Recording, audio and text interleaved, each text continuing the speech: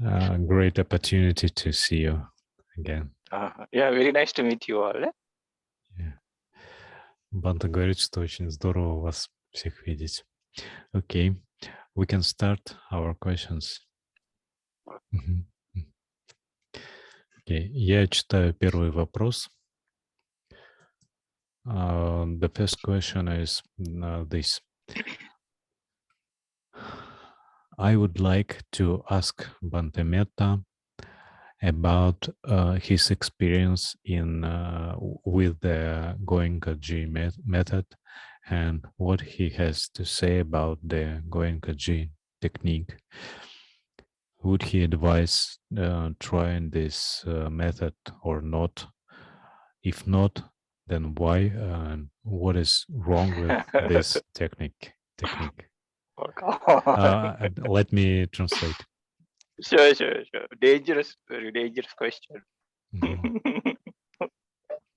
Значит, этот вопрос про метод Goenka. Хотелось бы спросить Бханте Метта о его опыте в методе Goenka и о том, что он может сказать о технике Goenka. Посоветовал бы ли бы он попробовать этот метод или нет? Если нет, то почему? Что с этой техникой не так? Я напомню, что Бханте Метта занимался по этому методу довольно долго. Это его была первая школа, в которой он занимался. Окей. This tell I did for some time, and since like 1999, and it's a good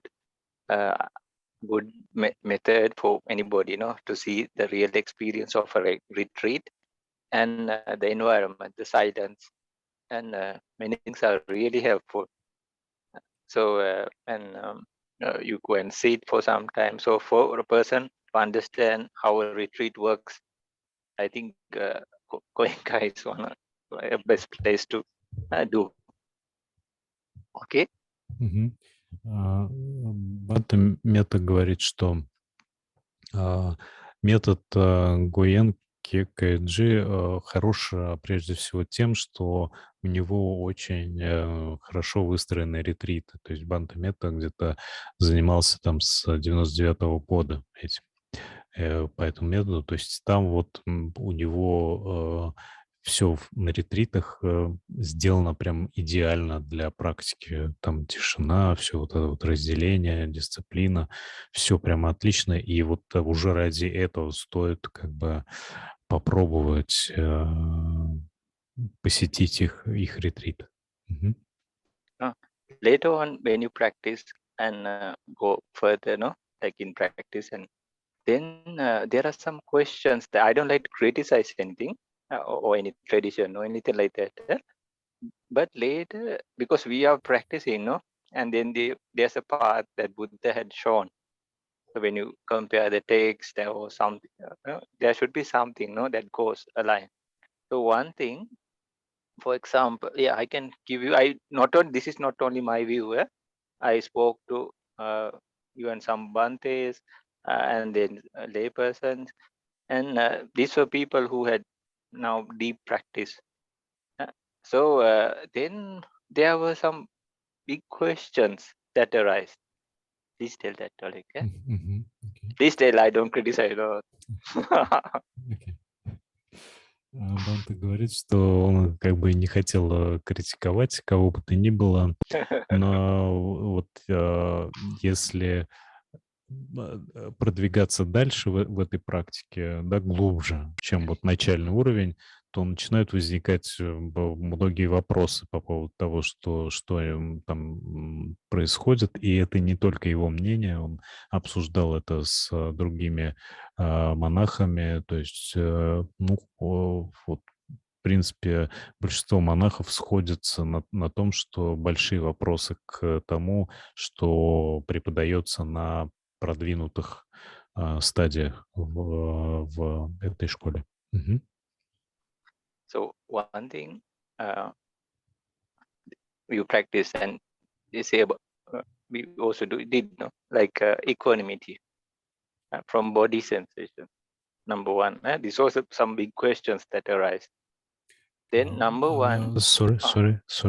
The equanimity.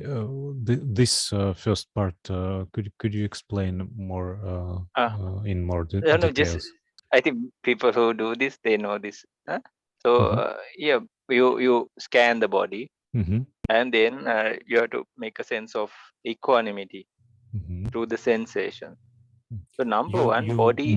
You make the equanimity, or equanimity arises by itself. Yeah, or we have to have equanimity. So if you place in that place, and then you have to make your mind towards it. But how can body sensations, because it's kaya.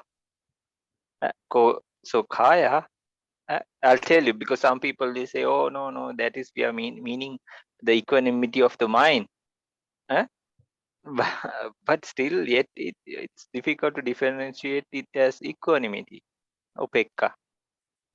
So then there's a specific way, to build and sapuriso like that. May this person not be. No, sorry.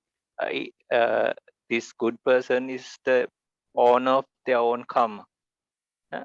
So then when you practice this, you go, but you have to go along the path of metta, karuna, mudita, then upekka, because upekka has the fourth jhana only the fourth jhana.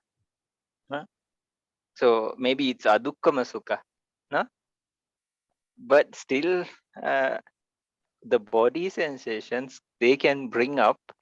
This was not only a big question for me, like even the people I spoke of who had been practicing for years. And so then the body sensation only brings sukha and dukkha.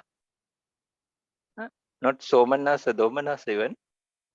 Sukha and dukkha only. No pekka in the body sense though. So then that was question number one. Then they will say like, no, it's about the mind. But here we are dealing with sensations, right? So then it's the body sense though. So that was the thing, number one.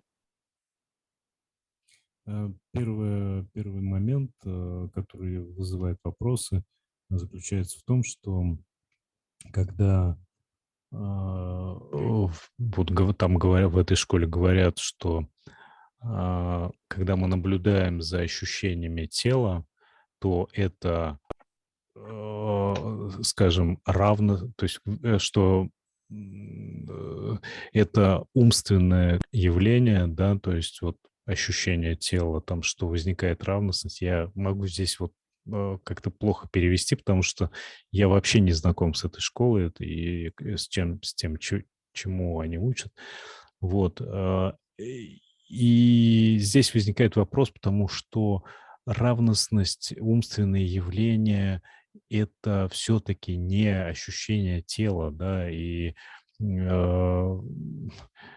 допустим, они говорят, что вот по отношению к ощущениям тела у нас возникает равностность. Но равностность у Пека — это, вообще говоря, там, четвертая Брахмавихара, которая на четвертой джхане утверждается, и телесное ощущение здесь вообще ни при чем, да, и это вот просто такое общее место, что все монахи, которые как бы об этом слышат, они не согласны с такой точкой зрения. So another thing is about the Bhanga stage.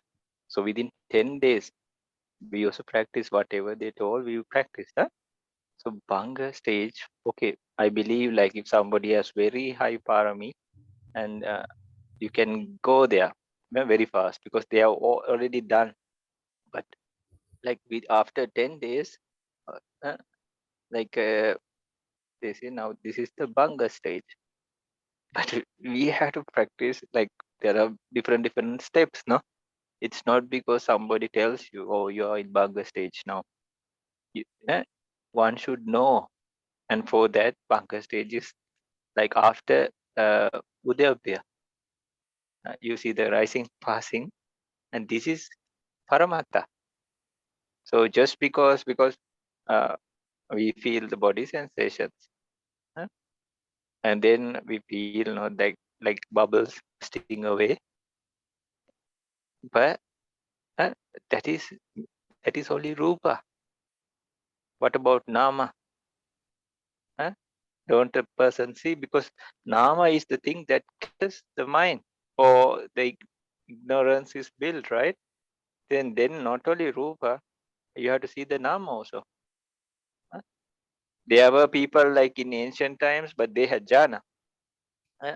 So they were caught up in they said, oh, this rupa is the problem.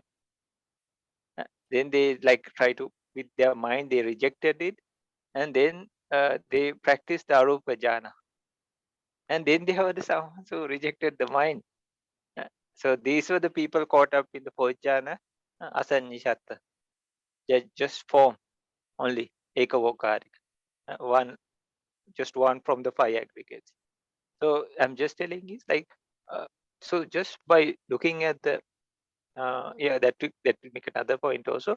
So point number 2, just by seeing the bhanga. Okay, I believe if somebody has very strong parami, but it won't stop in just rupa. They will be discerning maybe in a flash, no, very quickly. Yeah, but it will go up in this path itself. So they have to pass sammasana, udayabhya. It's not just rupa, no. Rupa is the starting point. Then nama, dependent origination, all this, and then how to say, five aggregates, all these things, and then paramatta for sure. These are paramatta, no. And so number 2 is just by saying that another person says like you are in banga, no, within 10 days, and then Bhanga, please, banga stage, banga stage. Can you briefly First, please translate this. It's like a big thing. I can. Yeah, maybe with the next point, I can. Yeah, just say like with the rupa on itself, how to know. Окей.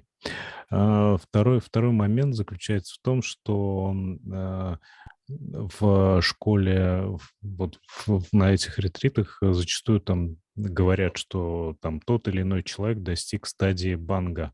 Банга — это такая очень глубокая, на самом деле, стадия медитации. Ее за 10 дней, нереально достичь, разве что если у человека там какие-то очень сильные изначально качества ума, да, и она на самом деле возникает,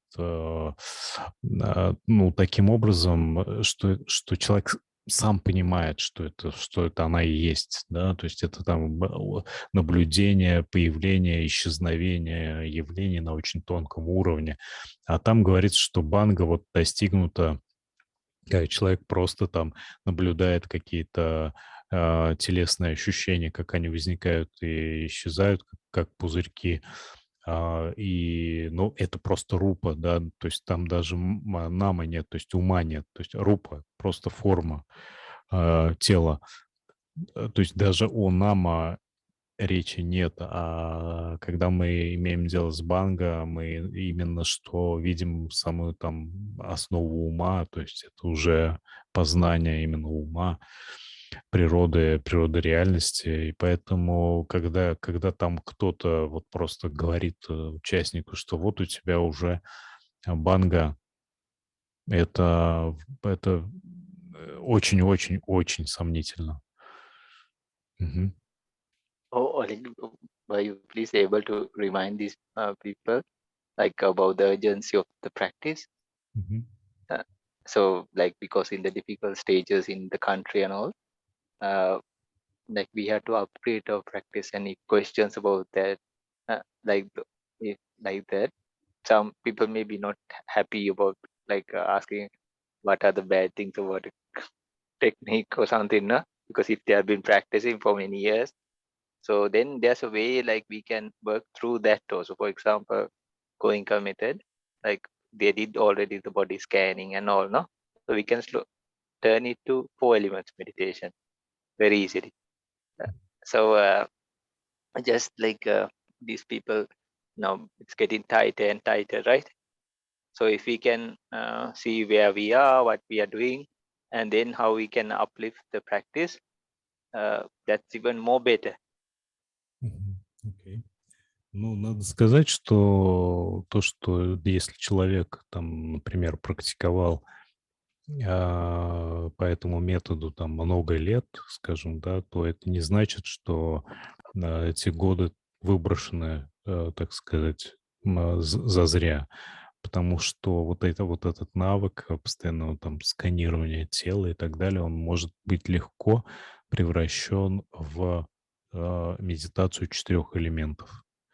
А это уже такая нормальная классическая медитация, и можно продвигаться дальше. То есть тут речь не будет идти о том, что вообще полностью там выкинуть эту практику, а просто ее можно проапгрейдить, да, и сделать лучше и продвигаться дальше. Просто надо знать, то есть в методе Гоенка этого не делается, да. Мгм. So coming back to other question, like for to go to Bhanga state, some people have to practice for years, and it has to really happen, not somebody telling you, no. So you know where you are, how far you have already come, and how far you should go. So for example, yeah, like Anapana or some place we start, that is to just to stop the 5 hindrances. Then so that has to come to like access concentration at least to stop the 5 hindrances. Then rupa parikka, it's a vipassana, not, it's a knowledge, not yet vipassana knowledge, but it's a knowledge, jnana, rupa parikka jnana. So definitely a person needs this, because one person might say, oh, rupa is like this. The other person says, for example, that when you're scanning the body, different people feel in different ways, no? What I say is like light. For another person, it can be heavy. No, like what I think is light, or what I say, or what I carry the perception. For example, we say this is a lot of cloth, right? A monk is wearing. So I say this is light. No, now it's like a part of my body. But if somebody takes it into hand and say, oh, this is a lot of clothes, no? You can wrap a person with this, right? So now after many years, we don't feel this, no?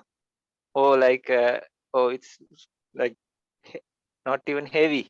There are some even like double layer, double robe, but you don't, after some time when you wear, it gets used to, and it's like, so a person wearing very casual things, he might say, oh, this is so much clothes, right? So the thing, when I say this is light, or like lightness or something, not heavy, but when they take to their hands, oh, this is very heavy, lot of clothes. So the thing is, likewise, we have to know the real rupa, and then nama. These are the main ingredients. That's why I want these people also to quickly come and practice, because we don't know the future, right?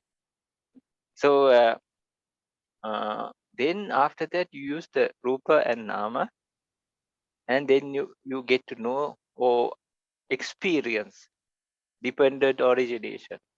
These were like real teachings of the Buddha, because one has to know, no, this about dependent origination. Lord Buddha had mentioned so many times. And then after that, you use the rupa, materiality, nama, and this at least, one or two methods of dependent origination. Okay, then only you start vipassana. So then with vipassana also, there is before a stage called sammarshana. You expand all these factors and see in different ways, and then finally you see as anicca, dukkha, anatta. So it's not something you can cover by 10 days, no? And then what happens is, you see, go to Udayabha stage. There's a younger stage, and then there's a mature stage also. Udayabha. So then what we took many things. We took in submersion. Submersion is you like expand these things and you get to really know the factors very well. And not only that, you see through it and in different methods and ways. And then most of all, as anicca, dukkha, anatta, impermanence, unsatisfactory, like totally, like there's no satisfaction, there's no total satisfaction, no? And then definitely non-self. Then after a person, then you take, in Udayabhya also, there's a short method and a long method. You take all these factors, but you have to start with Rupa, Nama, dependent origination parts, and especially Rupa and Nama together also. And you take methods of dependence, and each factor, you see the arising and passing. But you have to go in a way later in the longer method, you see samudaya dhammanupassiva, the arising only. Then you focus on the perishing only, vaya dhammanupassiva. Then you see the rising and perishing both. So you do it, nothing goes to waste. You take these things again and again and again. So you get a very good idea of Paramattha. It's not the conceptual thing, no? Like I say, this is light, but for you or somebody else, it's heavy, right? So we cannot say this is the total reality, no? Because it's true. For that person, it's heavy. No? Like a person who's working very hard, for that person, some big load could be, oh, this is nothing for me. But if we try, oh, very heavy, right? So then only a person comes to Bhanga stage. So then you take all the Rupa, Nama, dependent origination, and parts of Samarshana Jnana, the parts we did. Then you focus, because now you know the rising and passing, then you focus on the perishing only. Perishing only. So this is a deep stage. Some people take years, and then but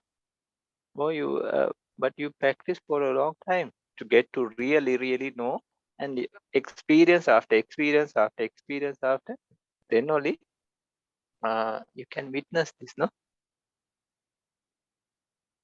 Okay, so this is like definitely taught by the Buddha, but from 10 days, okay, somebody with very high parami, but that also about 3 days or 4 days we use Anapana, no? So the other, and the 9th day, all the floodgates open.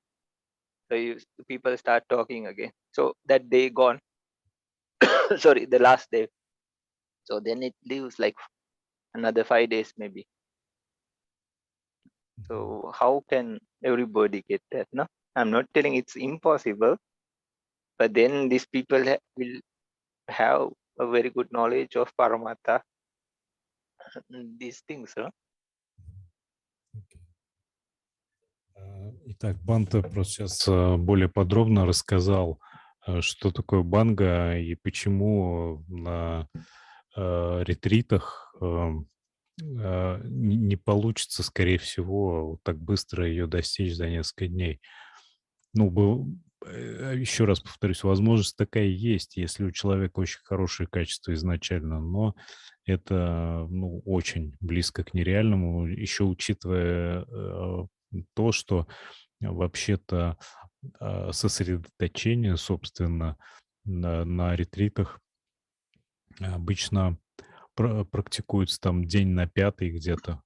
То есть, вообще говоря, там остается дней 5 на такую вот практику, да, которая может привести к банге, а там говорят, что там практически каждый достигает ее. Ну, это вообще нереально. Так вот, в классическом методе человек продвигается сначала через сосредоточение или ту или иную практику, устраняя 5 совокупностей, пять помех.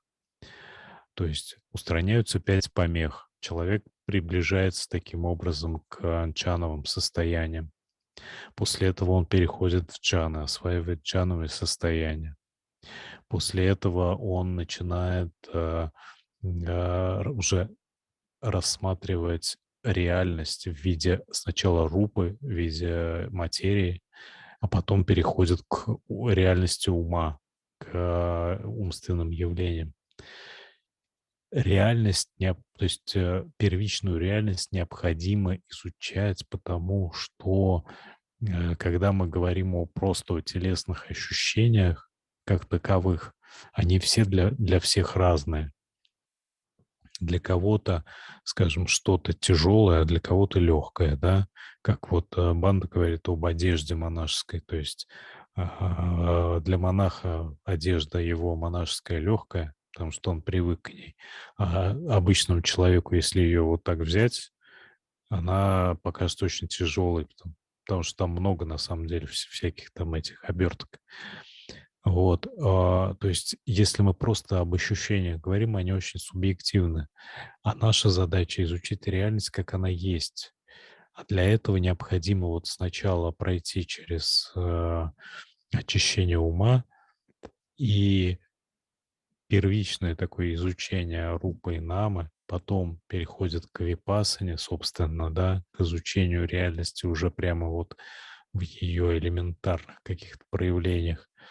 Потом изучают зависимое возникновение, причем изучают это не в плане академическом, а в медитации рассматривают напрямую.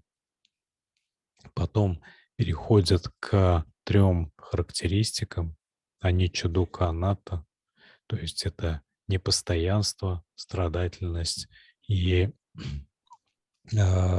не личностность, и изучают их со всех сторон, то есть сначала появление явлений, потом исчезновение, потом и появление исчезновения. И у человека таким образом складывается очень точное понимание, практическое понимание реальности. Это необходимо, еще раз повторюсь, потому что мы движемся к параматта, к первичной реальности. Познание ее, вот это и есть наша задача.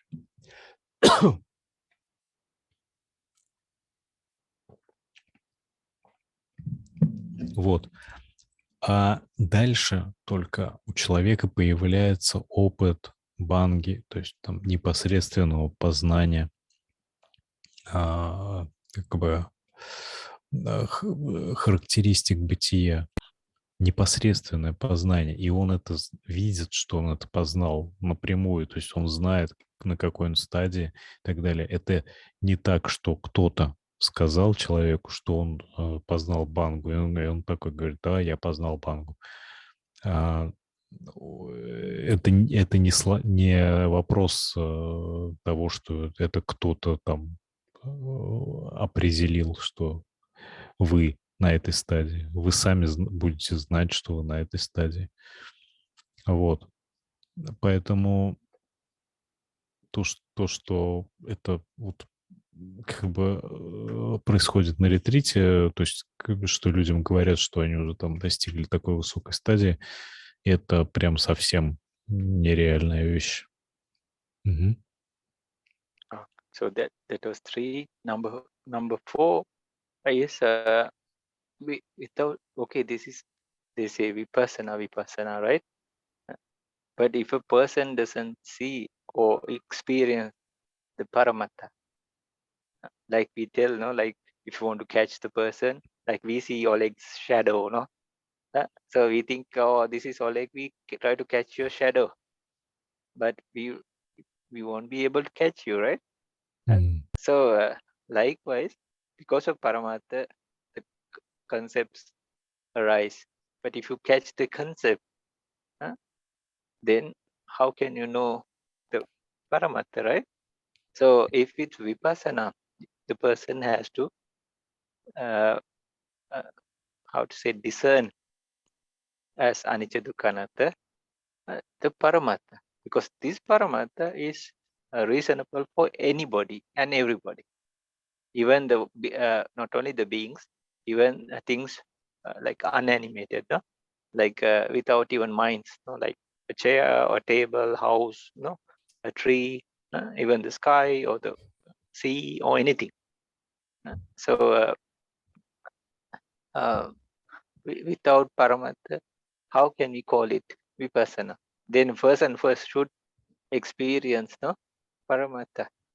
They should know what is rupa, they should know what is nama. That also they have to experience. Because how can say, I might say, oh, this is Patavi. Then I say like a rock is like Patavi. Then other person say, no, no, no, no, no. The earth or the soil is like Patavi. Huh? But we both are not true, no? There is more Patavi or earth element in that than water, no? Sorry. But the thing is, but that's also a concept, no? You can break the rock into more small pieces. The earth you can break it down, no? So that is not paramattha. So real vipassana, we should know the paramattha and first know it or experience it. That is the better word, experience it. And then in the vipassana stages of samarshana, udayapaya, bhanga, it goes on, no? And a person discerns them. And not only that, they discern it, and then the minds that the vipassana minds also, you have to discern them as anicca, dukkha, anatta. So that was also another big question that was there. И следующий пункт, который по этому поводу хотел бы сказать, что вот этот метод называется випассаной, но как это может быть випассаной, если это не познание параматты, то есть первичной реальности? Почему это не познание первичной реальности? Потому что то, что люди вот наблюдают в ходе этой практики, ощущения, да, это на самом деле субъективные вещи. То есть это, ну, э, то, что каждый человек чувствует по-разному, разные ощущения по-разному ощущаются, да. То есть там для кого-то там какое-то воздействие будет болезненное, для кого-то оно будет даже приятное, или там оно будет ощущаться вообще как-то по-другому, там, как там для кого-то колющее, для кого-то давящее, скажем, и так далее. Вот. Это на самом деле концептуальные вещи. Это вещи, созданные умом, это не параматта. Випассана — это познание первичной реальности параматты.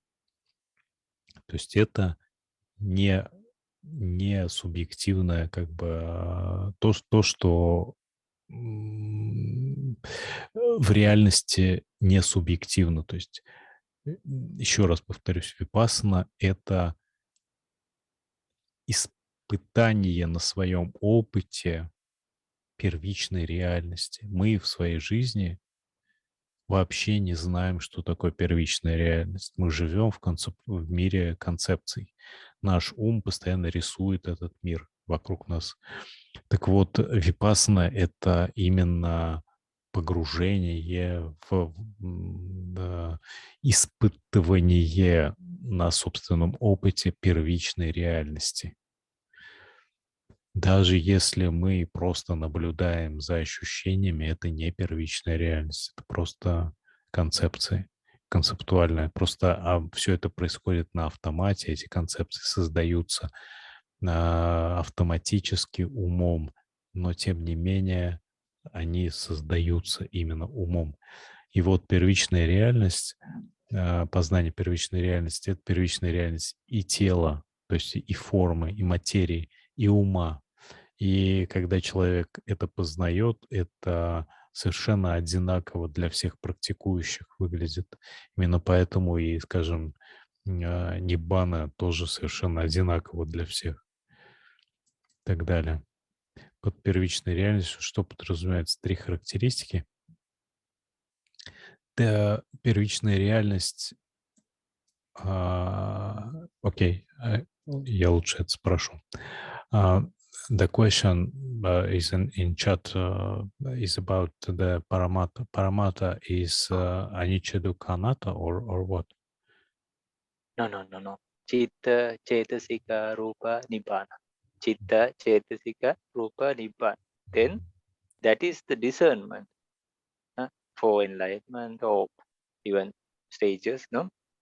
As anicca, dukkha, anatta, impermanent, totally not unsatisfactory, not totally unsatisfactory. Or not totally satisfactory, no? Then non-self. So this is the way we do. That is vipassana. But paramattha is chitta, chetasika, the minds, and then the adjoining factors of chetasika. Chitta, chetasika, rupa, materiality. Yes, 28, right? Okay. Then nibbana. Параматта — это 4 явления: читта, четасика, рупа и ниббана. То есть читта — ум, сознание которых хватает тот или иной объект как таковой. Четасика — это умственные явления, которые сопровождают читты. Рупа — это материя, да, причем материя именно, как бы сказать, состоящая, то есть именно на, как бы сказать, на квантовом уровне, да, что ли, то есть квантовосприятие, то есть элементарные единицы восприятия, то есть вот на таком уровне познания материи. И ниббана — это тоже явление, относящееся к первичной реальности. Аничча дуккха анатта — это просто характеристики, которые мы по отношению к этим явлениям видим, познаем, да, когда мы познаем эти явления, как они есть.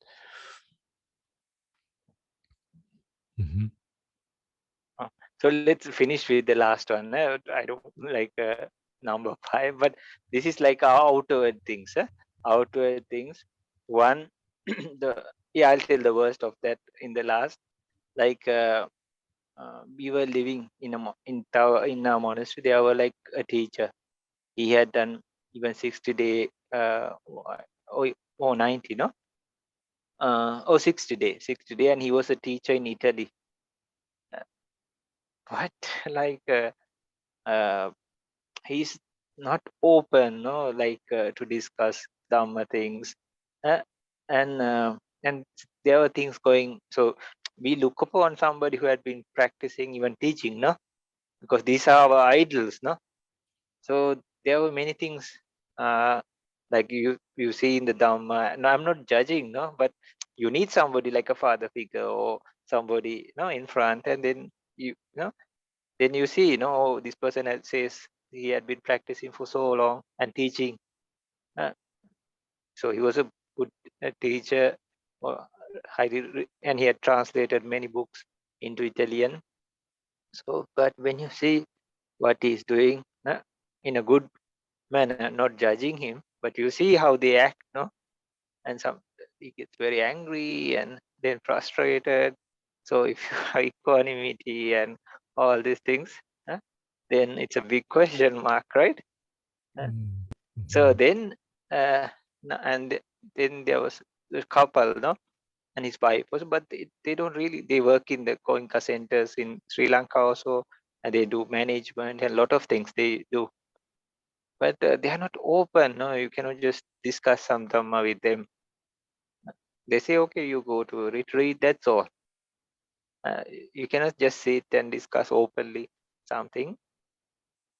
And then another thing what I saw was, even in Sri Lankans and even some monks, and there seems to be something like a cult occultism. I don't want to label them as a cult, but it is like if you are in, no?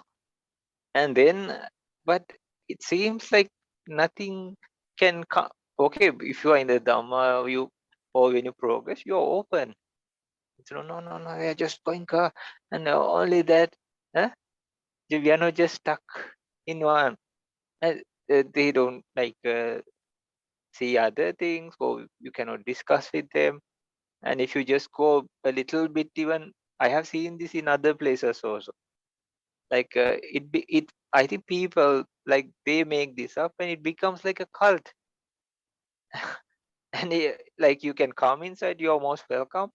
But if you are going out or something, then it turns bad, right? Huh? So, you cannot try to say, hey, this is a nice book, say this, no? No. And you see a lot of mana, no? So this was another big question mark. I have seen this in other places, but people who are like really into them over the years, when you see, oh, they are very open. I saw in some places like they invite anybody, no? Anybody can come, anybody can talk. Even the Buddha was like that, no? Anybody could come to him and say, and even Venerable Sariputta or no other Arahanta, they didn't say, oh, no, don't talk, no, shut up or anything, no? Like, I'm just Buddha's teaching. Okay, definitely he's Buddha's teaching, no? But he listens, no? And it's not like, no, nothing can be taught. And number 3 of this one, worst of all, I went to a retreat. Then suddenly I was called. So, can I translate firstly because I okay. Okay. 1 and 2, yeah. because these were First 2 points. like real people I saw, no? So these are living examples Mm-hmm. who are like, they said they have progressed and years of practice, no? Okay.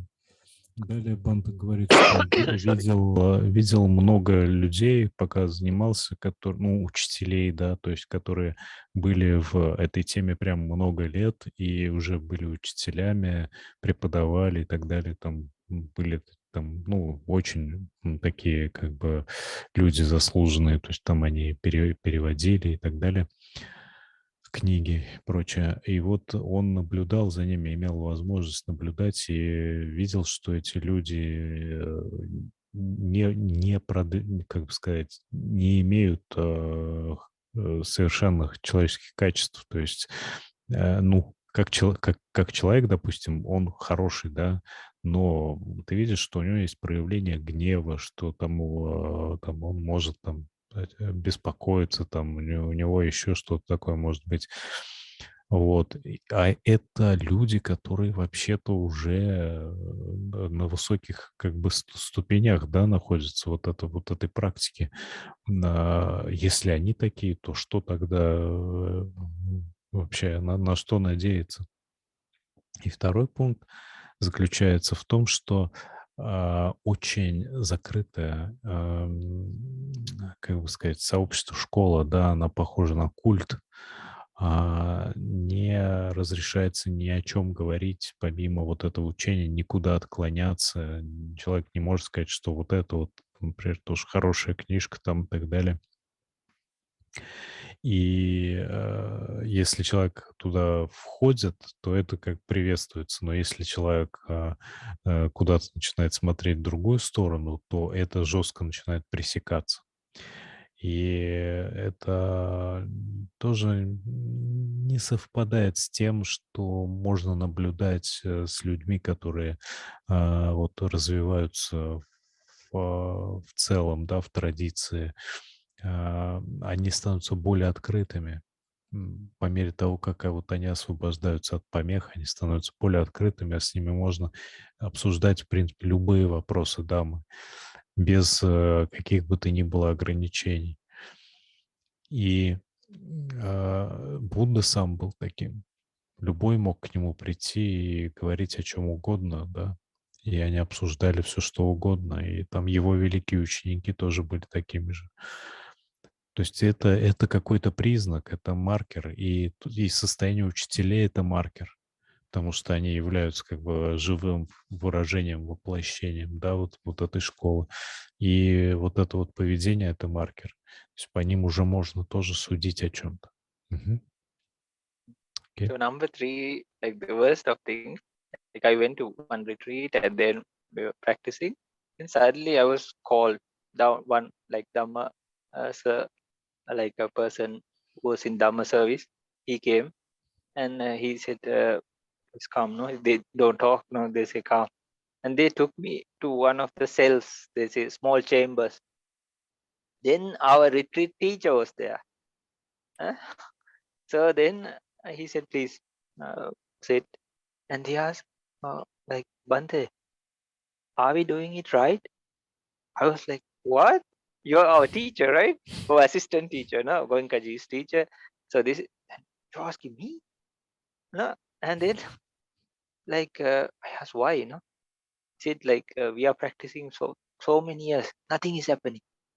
I was like, come on. No? I said, that's what we are practicing for, right? And then I gave him some explanation from the books, no? I'm not a big scholar, but I just told that's why we practice, no? That's why he had said like this. So we have to have faith, no? But come on, now this little me trying to teach this teacher, no, who's like very experienced, and so that was like a very down point, no, because we look upon them, and if they are like in doubt and all these things after many years and years and years of practice. So then this is a teacher in a retreat, no? And when they call, and later also he was telling, and then I had some this Tipitaka thing material and all, so I just gave it that to him too. But it should be the opposite, right? М. If I have a lot of doubt, you know, he should be telling me, no? So that was a big like a blow, no? So Мгм. enough about these. Like I'm not trying to criticize, no. These are real experience I had. М. Окей. Следующий пункт, о котором Банда говорит, был такой случай, что он уже был монахом и проходил вот ретрит как раз в этой школе, да. Он же, еще раз повторюсь, в первой части своей жизни, так сказать, практики, в том числе он, когда был монахом, он именно занимался по методу Гоенка.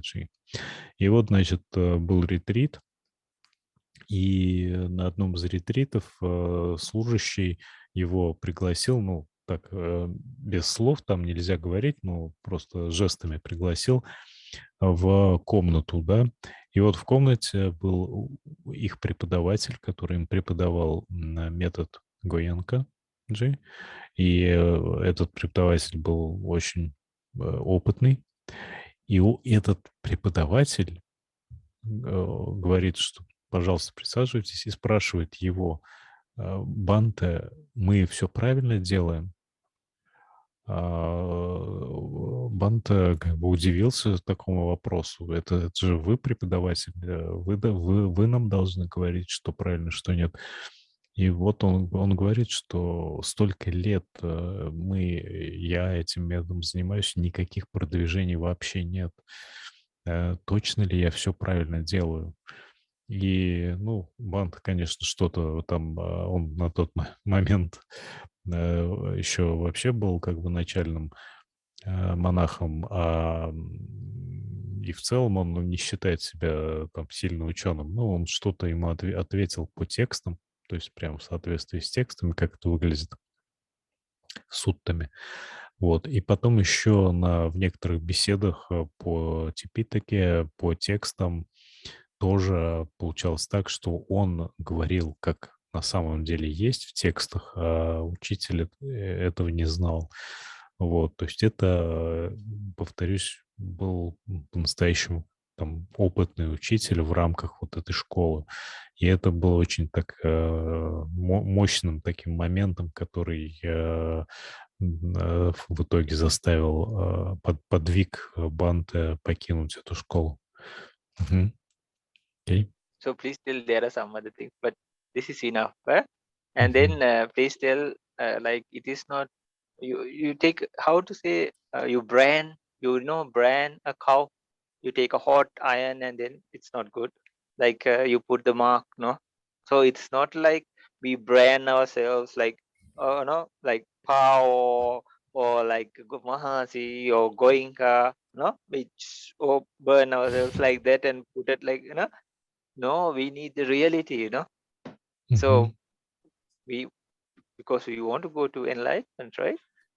Or be free from suffering. So that is what we need, no, not just some kind of brand name on on the head, no, over the forehead, no, like and then you fight over it, you argue over it, no. But please tell, I just believe like Goenka ji could be a bodhisattva, and I have a lot of respect, especially what he had done in India to help the poor, because anybody can come and eat for free, stay there for, but they have to practice, right? So that Мгм. is a great and things he did training in the prisons and in his retreat. You don't feel like anybody can come. Like it's the he breaks the barrier of religions also. So you see nuns or Muslims and Buddhists or anybody can come. So those are very nice things. So if somebody asks, like, yeah, I would say to get a feel of a retreat, there's a place like this. It practices going to technique to get a feel of a retreat, real retreat, because all the like the outer uh, situation, so they have made the atmosphere very nicely. So I would say go and see. So Мгм. if I would go, if I like, if somebody asks, would you go? Yeah, if I would go, but they have to check I would practice, no? So there should be somebody who could read their minds. Oh, then I'll know that this person can read the minds, no? So then they'll have to find out, no, check what I would practice. But if I wanted that kind of atmosphere or something, because sometimes we don't get right, like because in monasteries and some people come to meet and then they all bring the food or you go on arms round, uh, so you don't get like 100% or a lot of silence, no, or you cannot just say I'm you some places it's possible but many places it's very difficult. You have to interact, no. So yeah, the and he has made in a way like the system, like after he's gone also, like it still functions very well. So Мгм. he was a good businessman and he well managed, and he all the recordings and everything still like it's very usually in monasteries or some tradition, like when the big tree falls, the lot of the system or the people below it start fighting each other to get supremacy or to come become the leader. But here maybe there was something we don't know, but but still the system functions very well. So he made it in a way like after his passing also, like the recordings are there, they play that. So there's a very nice systematical, methodical way. So there are nice things also, but if somebody really wants to go deep and deeper, there's a huge question mark. Мгм. So starting, but please, if you even go, don't brand yourself like like a bull or a cow is brand, no, by somebody else. Мгм. Мгм. Uh, Окей. tattoo, okay, somebody can say I wanted this tattoo, but this is so like you know, really common. Somebody putting, Мгм. Но в то же время Бант говорит, что хорошие там вещи тоже есть. То есть не хотелось бы вот просто там ставить клеймо какое-то на этот метод, эту школу. Потому что, ну, вот, например, лично Гоенка, он, ну, прямо, скорее всего, был очень таким, ну, бодхисаттвой, да, то есть человеком с высочайшими человеческими качествами. То есть то, что он делал в Индии, это просто там невероятно. То есть он бесплатно там кормил множество людей, там, помогал в тюрьмах, там, как бы людей учил вот основам медитации. Каждый человек мог приходить на его занятия, то есть там были и монахини, и мусульмане, и кто угодно. Вот. И сам метод, вот основы его, основы этого метода, они нельзя сказать, что они не какие-то там вредные, да, там и так далее. Совершенно нет. То есть, если вот основы начальной стадии вполне можно осваивать. И если бы Банта спросили, мне ехать или не ехать на этот ретрит, он бы сказал, да, конечно, поезжай на этот ретрит, ты почувствуешь атмосферу настоящего ретрита, ты познакомишься с основами медитации, но просто имей в виду, что дальше лучше как бы двигаться каким-то другим методом. Но база, это очень здорово дается в этой школе. А, Не, не нужно ставить клейма на каких бы то ни было школах, да, то есть если люди искренне следуют даме, там у каждого есть свои какие-то наработки, свои плюсы, свои минусы, то есть лучше относиться к таким вещам открыто. Так, кажется, вот ни о чем не забыл или что-то все-таки упустил, но не помню. Окей. Мгм. Да-да. So please tell, like, don't worry. It's not about fighting each other or anything. Even if somebody practice something, we can take the good parts of it. For example, the body scan. Мгм. Then we can, because this person is quite used to body scan, no? Uh, so then you can nicely turn it into 4 elements meditation, just as an Мгм. example. Мгм. So then you can go in the proper track. Like then when you do 4 elements meditation, you can like get to know the materiality properly, no? Really experience it. So then it's very easy for that person. Then Nama, like that can go. Мгм. Окей. И поэтому мы можем взять какие-то части в практике, которые потом могут пригодиться. Например, навык вот сканирования тела, как там преподается, да, он очень полезен, и его можно очень легко, так сказать, конвертировать в практику 4 элементов. То есть и мы, в принципе, материю таким образом очень хорошо познаем, а потом еще, когда через практику сосредоточения переходим, ну, то есть собираем ум, там, переходим к джанам, потом переходим к випассане, нам это тоже может потом пригодиться. Э, Наблюдение за, то есть вот этот навык сканирования, да. И потом мы уже можем сделать там следующий шаг, это уже нама, то есть ум смотреть. То есть, в принципе, все это не пропадет в туне, так сказать, это все пригодится в итоге. Поэтому мы клейма не ставим ни на какой школе, и тем более на этой. Мгм. And please tell in this difficult time, if possible, upgrade your meditation. Give more time, give more, because then if when the times become even difficult, it's you will be able to face it, even hardships or anything. No, I don't wish anybody who could would suffer or anything, but be prepared. No, so please don't stay in the same place. Uh, Try to upgrade. If you do metta, go for the jhana. If you do anapana, go for more access or jhana even. Uh, If you are practicing 4 elements meditation, then finish it. Go further. build that. There's a concentration that comes from that also. Then see the very specific type of elements, like eye decade color, ear, nose, tongue, door. Then the types of materiality. There are different. Then only like you get the 28. Then that also like 10, 18. Sorry, 18 are very prominent for. But the other one, they call them unconcrete, because even the space between two kalapas, space that which separates, is also taken as element, avakasa. So dhatu, no.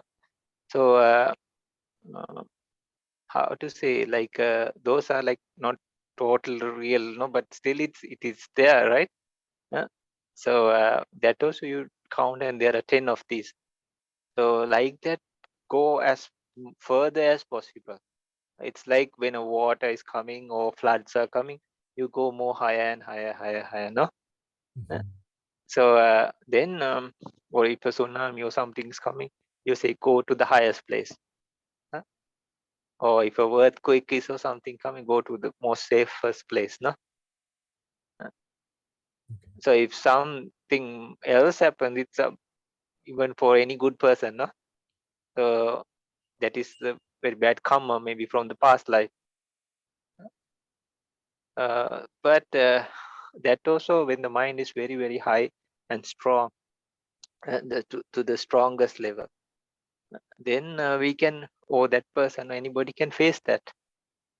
Because they'll know, no, this is one of my past karma, this life I didn't do any bad, wrong, or anything. No?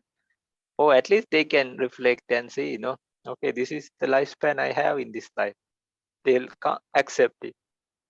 So please tell Oleg, like within this time, like please upgrade your meditations as much as possible. That's the best thing we can do. So this is nothing about which is right, which is wrong, or like to save ourselves, right? It's like when when the ship is sinking, they come the SOS, no, like likewise, like to save. But it will be a big thing, because this each step we do now in the crucial critical time, it will be like we are taking a leap, many steps to be free from all of samsaras, because we really feel, no, the difficulties, even death, maybe, no. So even marna smriti, you don't have to practice, you feel it, right? So but this is the reality, no. That's why we have to practice meditation and bring it out from us. So if somebody can do like use these things in a positive manner and upgrade their meditation, especially, then even in the, something things become bad or tough situation, they have a safe place, at least, which can keep their minds in. So please tell, like, if these people like really want to ask or discuss, no, with both of us, how can I bring up my meditation? What should I do? Then we can see, like, okay, what are your practice? No, doesn't matter what tradition or anything. We can turn anything around. We can take the positives. It's not like we are trying to put you into some specific thing, no. We just want to go on the path.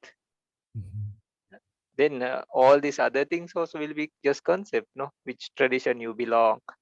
Those also concepts, no, even. So please tell Oleg. И Бханте говорит, что просто необходимо двигаться дальше, не зацикливаться на каких-то школах, отдельных концепциях и прочем. Если есть возможность продвинуться еще на шаг в наши такие времена непредсказуемые, трудные, необходимо использовать эти возможности.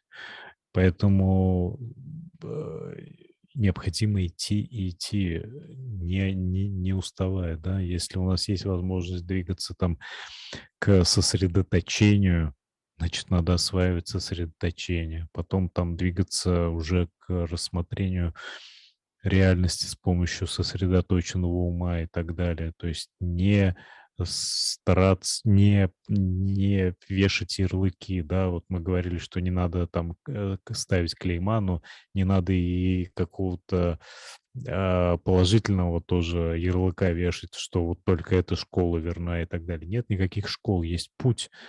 А в каждой школе какие-то свои наработки, и надо везде вот это искать. Еще, кстати, я забыл сказать, так сказать, похвалу, да, в адрес Гоенки, что из уст Бханте, что Гоенка создал рабочую систему. Он был отличным организатором, и вот эта система работает до сих пор, несмотря на то, что он уже давно ушел, ну, относительно давно. Но все это работает как часы, да, вот записи его лекций, практик, все четко поставлено, все как вот хорошо смазанный механизм. Это огромное достижение, очень здорово все сделано и так далее. Вот этому прямо можно поучиться тем, кто организует подобные вещи. То есть вот это вот образец просто, можно сказать. And I have some additional question Sure, sure. about the Goenka method. Is many people come to me and ask from Goenka retreats and ask me, is it right that Vedana is actually a bodily sensation? And is it, then I ask you, is it right that in Goenka retreats, they teach that Vedana is actually a bodily sensation? Is it right? Or they just understand something wrong in what Goenka says? So body sensations also there are like two, no? We call dukkha vedana, sukha vedana. Dukkha sukha is from the, because this is also bodily sense though, no? So it has a sense though. That's why when we touch, we feel, no? Mm-hmm. And then when we like pinch it or something, or hit it, we feel, no? It's painful. Or if we hit our arm on the table or something, we feel pain, no? Mm-hmm. Then if it's comfortable or something, or if you just, no, then you feel better. So there is, but it's either sukha or dukkha.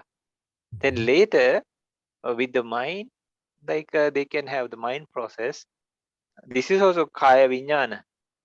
So that is also one. The mind also arises in that also. But it's clearly shown, and when you check rupa and all these things, you can identify. And when you do nama meditation, you can clearly see Mm-hmm. this only has sukha and dukkha. That is the problem. So But we can have dukkha and sukha Vedana not through the bodily door. So we have we call it somanasa and domanasa. In the ah mind we call, because okay, body, anything, no, heat, because it's associated with rupa, no. The mhm, idols also, they also have this, but mhm, mind itself, then somebody asks, what is the difference between sukha and dukkha and somanasa, domanasa, no? But because we feel pleasant sensation, we feel gross sensation, the heat or anything can change, rupa change, no, from the mhm, heat, cold, weather, climate, anything, no. But without that interference also, the mind, like for example, you remember something from your past, uh, and then you feel remorseful or sad, then domanassa can, so we cannot say that is coming from the bodily though, no? then you remember something from the past. I'm just telling, no, as example, and then you feel very happy. Somanasa. Mhm. So then you don't need, like, it's not coming always through the body, you know. Mhm. You remember from the heart, though. So there is a difference.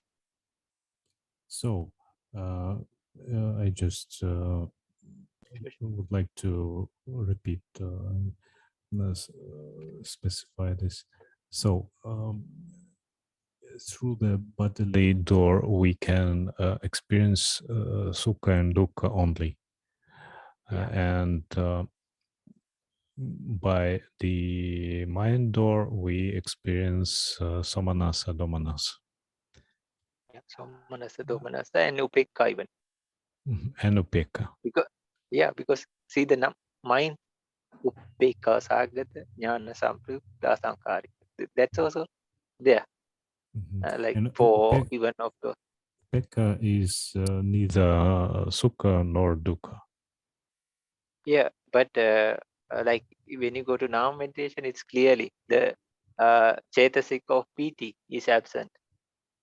So when you do now meditation, you clearly know this. So like there are adjoining factors, no, like chetasika. That's why we need to know this.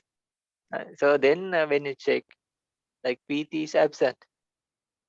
When the PT is there, the chetasik of PT. So then somanasa. But it can come to akusala also, and people can do especially loba things with happy. They are happy to do, but those are never. It's always domanasa. That's also clear thing. No, you can see with those of mind is always domanasa. But greed, you steal something, you're happy to do. Even killing an animal first, the intention with that you can feel happy. Oh, I'm going to kill this animal. But later when you are killing, that's a different story. That is domanasa or dosa, anger. No, so associated. So it's domanasa sagata, no, asankharika, like that. But that is somanasa sagata.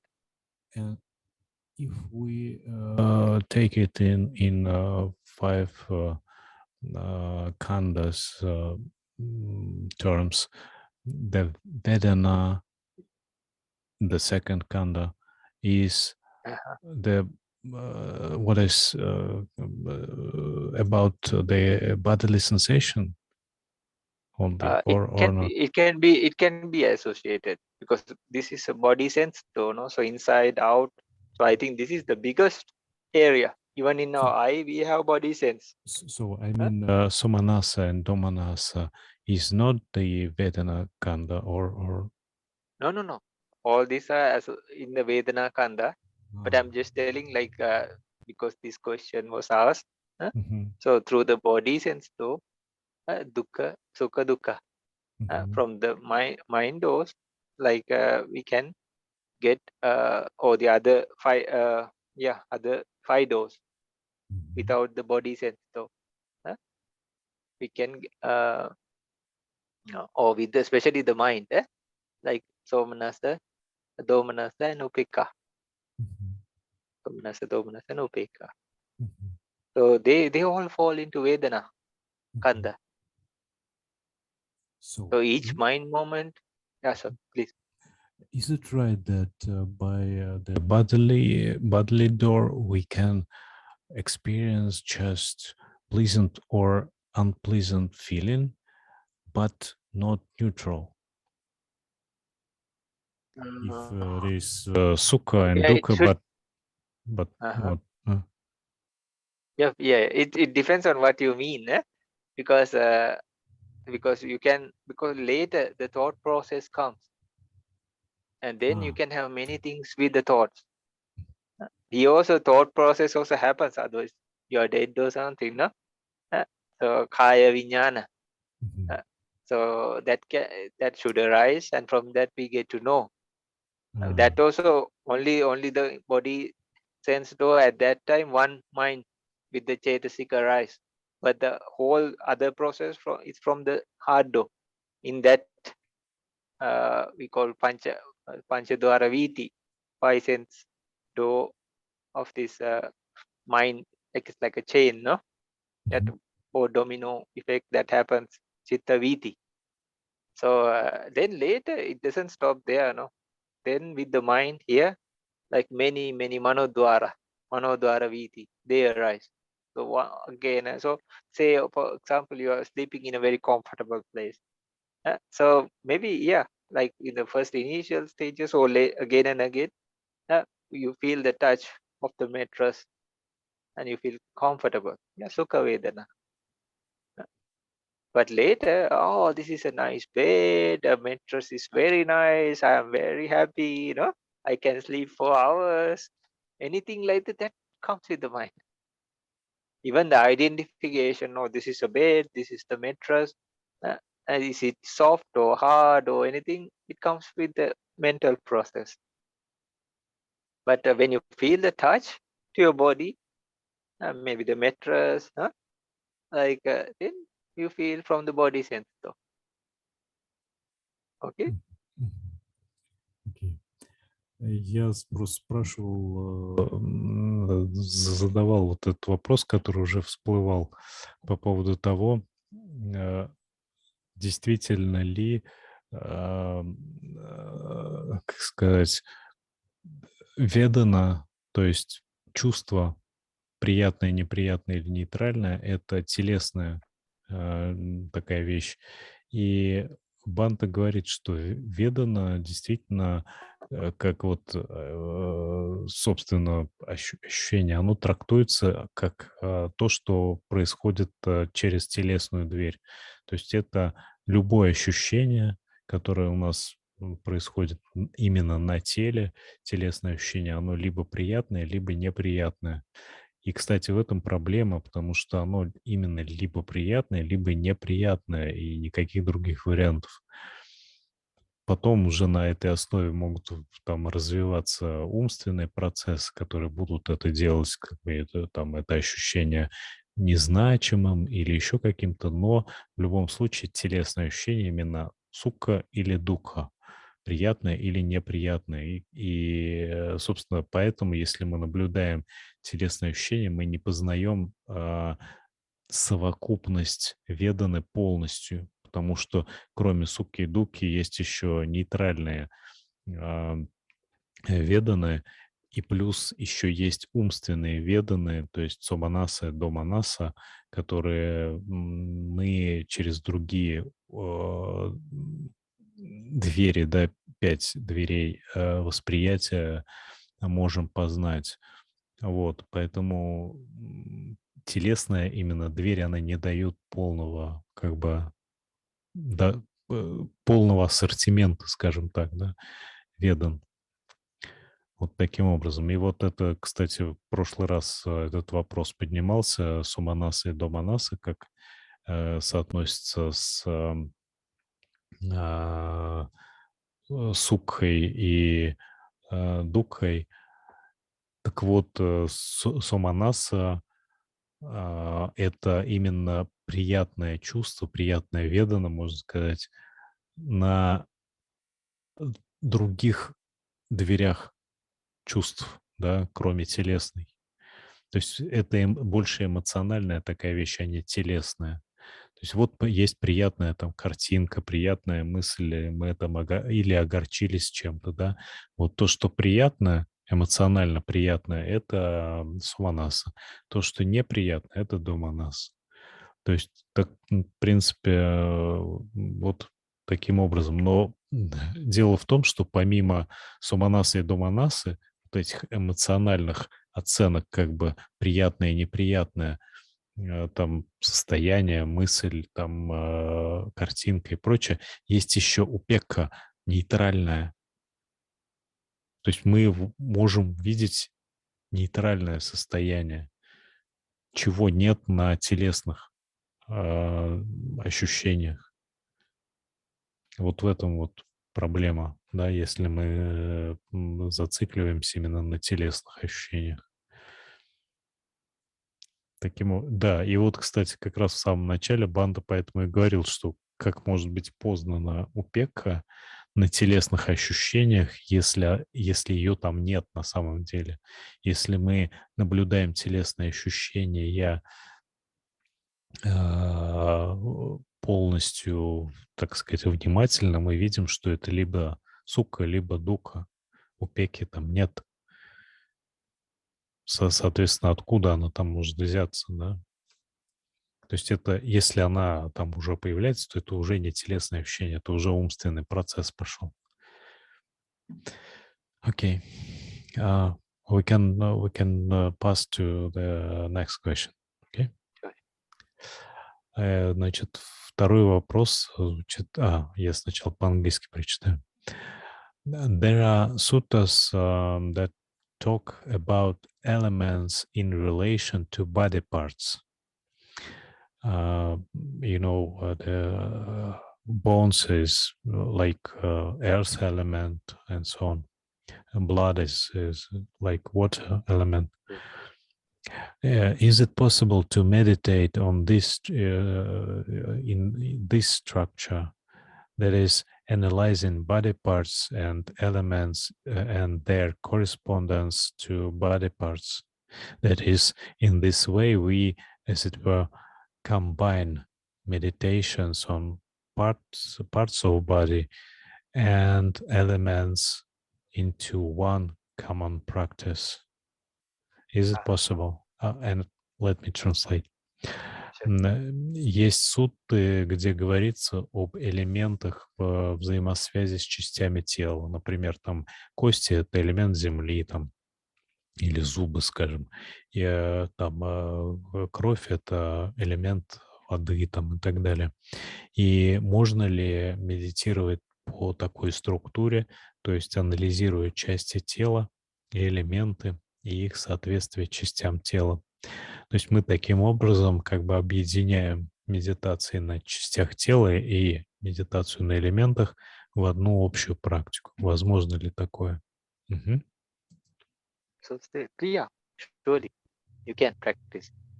So, but please still, like when we are doing Rupa meditation, materiality meditation, we take not only 32, we take 42. The earth element earth element is more predominant, but the other three are also there. Then in things like blood, for bone example, no, like what he said or she said, like the bone, the earth element is more dominant, but the other three are also there. And then if you take blood or some other liquid form, then water element is more dominant, but the other three are there. That's why when you take some even water and hit, you feel, no? The water strikes. That's why water can turn into ice. No? So anyhow, yeah, we take not only that, then we take, there are 4 types from fire element and 6 types from air element. So 10 plus 32, 42. So the thing is, if somebody starts with this, there are people who practice. Then you should know kesa. If you take the head hair or loma, some like our hair in the body. So one should know specifically how many types of kalapa are there. So then usually like 53 with the hair, associating with the hair. So then because this person asked about 4 elements meditation, and then, but it's better. It's good to practice. But if you just say 53, like that, it can turn into superficial. Then if you know the 4 elements meditation and then go for that. So we were taught and our teachers taught, that's a proper way, right? When you know the element, then okay, head has 53, you discern them. Then perfect, because you really experienced, right? But even before it's possible to do, people do. And the only problem, it's like combining these two meditations together, right? 32 body parts and then the elements. Then you say, oh, this head here has 53 rupa. Like that, you see different, some parts different. For example, undigested food, like 8 only.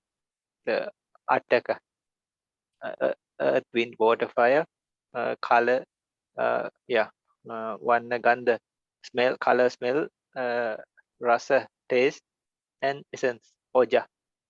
4 plus 4, 8 only. So then you have to know the specifics, and because if you just do it, it's better than not doing,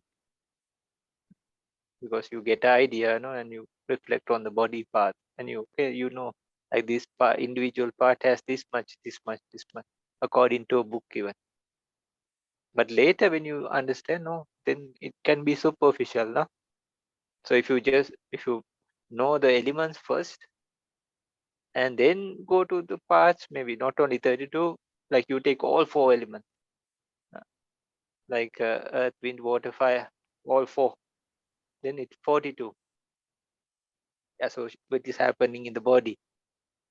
For example, 6 types of breath, which goes up, which goes down, which goes through the body, inside your stomach, across the intestine, and then in breath and out breath, all make 6. So then you discern and you identify this specifically. So yeah, but before so that it's possible to do. Окей. Значит, Бханте говорит, что да, это все можно таким образом практиковать. У нас 4 элемента, да, считают, что там у каждого из элементов там определенные характеристики, количество, набор характеристик, то там, допустим, получается 10 характеристик, и мы должны в этом случае как бы различать все эти характеристики в той или иной части тела, потому что на самом деле в каждой части тела есть все-таки все элементы, на самом деле, да. То есть, допустим, кости. В костях преобладает элемент земли, но все остальные три элемента, да, вода, огонь и воздух, они тоже там есть. И их надо различать, и в костях тоже. И в той же там крови тоже не только вода, элемент воды, а там есть и земля, там и так далее. Там все элементы есть в той или иной пропорции. То есть задача в том, чтобы, вообще говоря, научиться различать все это в тех или иных частях тела. То есть это очень такая тонкая работа. Но тем не менее это вполне нормальный, допустимый, правильный путь. Просто если мы просто будем памятовать о том, что да, тут есть вода, есть земля там, и так далее, то это просто превратится в какое-то, такое неестественное, неправильную практику. То есть мы должны именно, когда работаем с элементами, отталкиваться от реальных ощущений. Там твердости, тяжести, например, если мы говорим там о элементе Земли и так далее, от реальных характеристик элементов. То есть так происходит работа с элементами, не просто умозрительное выделение элементов в материи, а именно выделение конкретных характеристик. Мы как бы различаем конкретные характеристики. Например, там элемент ветра, например, да, то есть один из его аспектов — это вот давление, толкание. И вот мы различаем как бы микродавление, микротолкание, как бы, да, там, может быть, кровь там как вот течет, толкает, да. То есть во всех частях тела различаем, и вот это мы таким образом как бы элемент воздуха вот в этой характеристике мы видим и так далее. Вот таким образом. Мгм. So Окей. please tell, that's why we both are asking, wherever you are, whatever you're doing, come and see, explore. Till we both are invited, and especially say in Dhamma, it's called Ehipassika. Dhamma is always inviting you. Don't get stuck in one place. uh, Like, and you don't have to be branded with anything. So we just, the Dhamma always inside, come and see, witness for yourself. Uh, it's like it says, come here and see. No? Ehipassika. So it's a quality of the Dhamma itself. And we are also saying, come, don't, whatever tradition, whatever you do, doesn't matter. You can call yourself anything, but come. And in especially this time, uh, because of the urgency, if you really want, we can practice 2 meditations or 3 meditations even together. Then, like, it's so wonderful, so fabulous. And please say, like, when a shipwreck happens, uh, just I never wish anybody any harm, but just in case, like when the shipwreck, some people hold on to some part of the debris, uh, like pieces of wood or something that floats, right? Not sinks. uh, uh, See, they hold on to something that floats, and then sometimes, usually, like that floating thing takes them to safety, or at least keeps them alive. So likewise, even if we die, that is the worst of scenario that can happen. So even in other times, like when this pressure and everything comes, you can even do like very strong meditation, or even when the mind is going, then it will become more deep. Then these things, at least for that time, it won't interfere. You can have some peace. Or within your practice, you can really focus and do. Then, like at least you will have that space and time. And in some, for some reason, uh, if you even pass away, like you are holding, then you have something to hold on when your ship is sinking. uh, so that will keep, like, slowly drift you, not slowly, it happens, no, when you die, you get born, then you will be placed in a safe place where you can flourish in Dhamma. It could be the heavens, it could be human realm, but at least some, uh, in a safe place, because we are holding on to kusala, right? Meditation objects are kusala, and if you hold on really tight, uh, hold on means like no, staying with the object, then that object, it will self take you, because you passed away with the meditation mind, right? Uh, and you, the urgency and wanting and all these things were there. Uh, then you will be born in a suitable place, like you can continue. That's interesting. So even if we practice some not very classic way, but with the uh, Uh, what you mean? intended mind, and with a pure mind, that will be anyway that will bring right fruits, One good thing, sorry, fruits, Oleg. beneficial. Huh? Mentioning about this thing, like some people are caught up in some strange meditations, no? So what happens is, like, even their next birth, uh, they are placed in similar situation. For Mhm, example, I know some people, they have been practicing for years, uh, in mhm, some other country. mhm, So when you ask them, like, what did you practice? They say, like, I was listening to so many guided meditation, but I have not practiced myself. Come on, for many years, no? And then when you ask and listen to them, like, didn't anybody just ask you to be with the breath and see? Because these are from thousands and thousands of years, yoga or anything, just breath is a common thing, no? In many. uh, But no, nothing like that. So what happens is, okay, you maybe do dana and all these things, but if somebody is like into these other kind of things, they are placed, they have the kusala, but they are placed in a situation. If you are born with the deva, even there are the Arya Deva and non-Arya Deva, and even in the Brahma world. So you are placed in a group of that kind because of, for example, there was a nice story, like one monk, he was meditating and he passed away while he was meditating, but he was born in the Buddha's time. So he was born as a Deva, but he didn't know even. So all the other female devas, and they were trying to dance and everything, but he was just looking down and waiting, because he didn't know even he passed away. He was very mindful. His mind was very strong. Oh, just mindful, strong, no?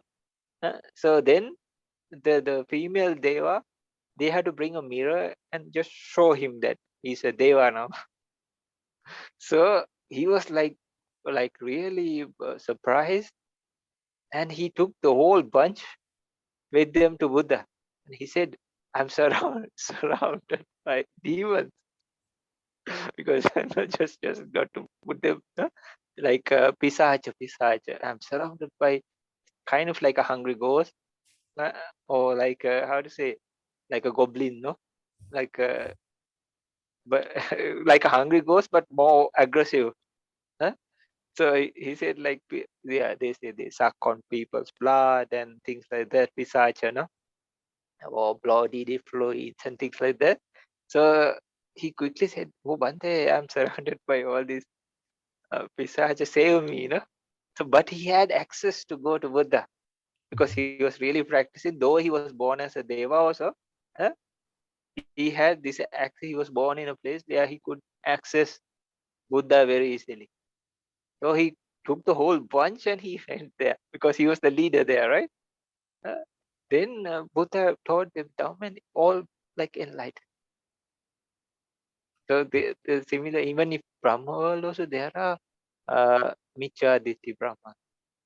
Even Deva world there are Micha with Micha Ditti. So the karma we have done places that go very far away. You have to search all your life, and then finally meet. It distance yourself, or you have to go through lot of things, and then finally, okay, you understand. Oh, this is a good path. But what if for some reason you don't think, no, or you don't investigate? That's why how people get into cults, no? They have faith, no, but then later they drink poison, they take weapons, and then no, so many crazy things happen, no, in cults and all. But first they go with faith, no, but they are manipulated and have even taken advantage of. So yeah, if one knows the proper method, then we have the more tendency to be in a proper place, because there are meditations, right? But you can end up in some other place, no? Okay, meditation is there, but then we'll have to search or through experience or trial and error. It will be a long thing, ups and downs and falling and again standing up, no? But what if in that life you give up? No, this is not for me. So there are variations. That's the only thing.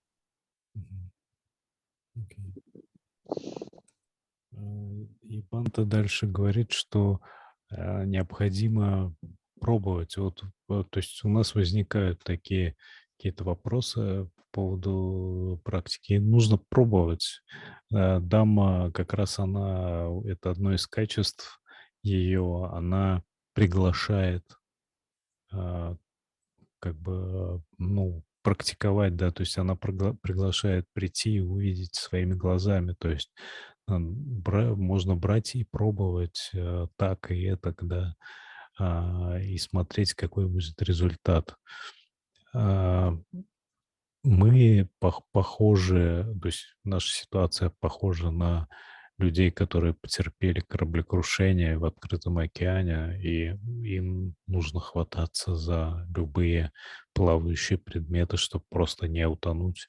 Да, и мы делаем то и это, хотя бы какой-то метод позволит нам удержаться на плаву, это уже хорошо. Мы переродимся в правильном месте, и там, по крайней мере, ну, может быть, это будет мир там ария девов, да, то есть практикующих богов или людей, но мы там научимся правильно практиковать и еще продвинемся на пути и в конце концов достигнем пробуждения. Если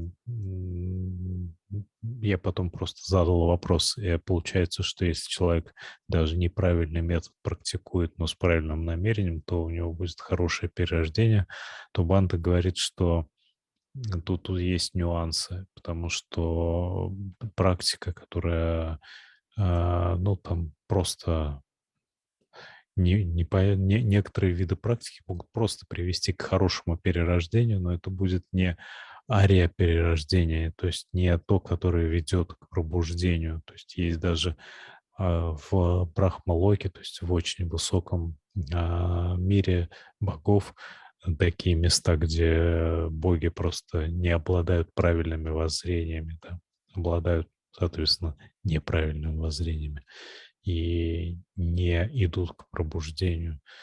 То есть понятное дело, что наша практика должна быть в рамках даммы, но с правильным намерением, но при этом мы должны к ней относиться исследовательски, да. И вот как раз когда человек попадает в культы, о которых мы уже сегодня говорили, да, что, вот, например, метод Гоенка, то есть, вернее, не метод, а школа, она сильно похожа на культ. Вот когда человек попадает в культы, там как раз проблема такая, что отключается вот этот вот дух поиска. Приди и сам увидеть своими глазами. То есть есть только вот одно какое-то там направление, и все. И человек перестает, соответственно, идти через исследование. Да, он идет просто вот через такую слепую веру. Соответственно, вот таким образом, да, можно попасть в высокие миры, но они будут не связаны с пробуждением. И это, соответственно, не будет освобождением. Мы просто в какой-то момент, когда эта карма исчерпается, мы упадем, может быть, даже в низший мир таким образом. Мгм. Так, we can go to the next question. Okay? Yeah. And this question is last in my list. So some people talk about this practice. They just sit down in meditation and establish their mindfulness. And if attention is diverted to something, they just let go and uh, come back to the mindfulness, pure mindfulness. As a result, their attention becomes stable, fixed, motionless, and the nimitta appears, and they enter into jhanas as they talk about this. And is this practice possible? Is it samatha? And if it is samatha, what is the object in this method? And let me translate it. Yeah. Мгм. Некоторые люди рассказывают о такой практике. Они садятся и устанавливают осознанность. Если внимание отвлекается на что-то, они это отпускают. Просто отпускают вот то, на что отвлеклось внимание. В итоге внимание становится неподвижным, появляется немитта, и они входят в джаны. Ну, по крайней мере, как они рассказывают. Такая практика возможна, и это самадха. И что, если это самадха, что в ней является объектом? Мгм. So like it's a good question, like Мгм. which is the object. But you can see many parts in this person's question also. So one, for a mind to appear, we need an object. Then the object, then the sense door or pasada, and then the mind appears. It touches that. So likewise, we need for somebody's telling like, but still there's something. If you just say it's blank, but you know it's blank, right? Because that is known by your mind. So then that blankness or something becomes the object. Okay. So the big question, Chitta has object always. yeah, Mhm. it has Mhm. object. Because Mhm. for it to arise, it needs Mhm. some kind of object. Even if they say nothingness, Mhm. that is also object. Mhm. That's what we take in Arupa Jhana, no? Nothingness. Nati kinchi, no? So take nothingness as object because it's seen by your mind, right? So please tell number one, mind needs object to see. Huh? Окей. Number one. Мгм. Okay. Значит, пункт первый, что можно по поводу этого сказать. Ум всегда имеет объект. То есть пока у нас есть сознание, оно, собственно, это одна из его характеристик, что оно всегда имеет объект. Даже если это как бы ничто, то значит объектом является ничто. То есть вот в любом случае объект есть, пока у нас есть сознание. Мгм. Окей. And please tell number two, what he says is true. Like if you have that kind of mentality for your meditation object without holding anything, you let go of the other thing. Then you feel more focused. So what the things he said or what they said, if applied to a meditation object, it really starts, you have pure mindfulness with the object, huh? Without any involvement of anything. Then that is pure mindfulness. Мгм. So then the meditation becomes successful. Let's come to the other parts later about the jhana and all these things. Huh? So, but just tell like if these things are applied to anybody's meditation, like letting go of other things, and then being with the meditation object, then it turns into pure mindfulness. You are really with the object, and Мгм. then it gets more deep and deep and deep and deep. Huh? So it gets more powerful. But please tell that. Then we'll go to the other parts. Huh? You are talking about the regular to the common type of No, meditation, or just tell what referring to his question. okay, okay. Mhm. Referring to his question, the things he had mentioned that they said they thought. So if applied to a meditation object, the Mhm. factors like letting go and then uh, just be with there. Uh, we'll take the other parts and we'll talk about those. But I'm just telling to say. So if apply these things into a meditation object, really you can have this pure mindfulness. Really Mhm. with the meditation object. Please tell Mhm. that first. Then we have like 1, 2, 3. What's number Окей. 2? Спасибо. Второй пункт, значит, вот если у нас есть объект, если мы на нем фиксируемся, да, то есть, вернее, сознание фиксируется на нем, удерживает его, то оно постепенно становится сосредоточенным, постепенно очищается от помех, и постепенно осознанность таким образом становится очень очищенной и острой именно через сосредоточение на объекте. Мгм. Number three, please tell, like even us, we also did. People think it's jhana, but it's fake. Please tell, there's a lot of these things. Like even we also did, and then we at that time we thought it was jhana because you feel, no, you practice hard, and you feel like you. It's like for me that experience was like going in a lift. So 1, 2, 3, 4, like you go, and but it's sometimes you get stuck in somewhere, and then you feel fear. But real jhana is nothing like that. It's so comfortable, so peaceful. You can come anytime, and never ever you would get fear inside that.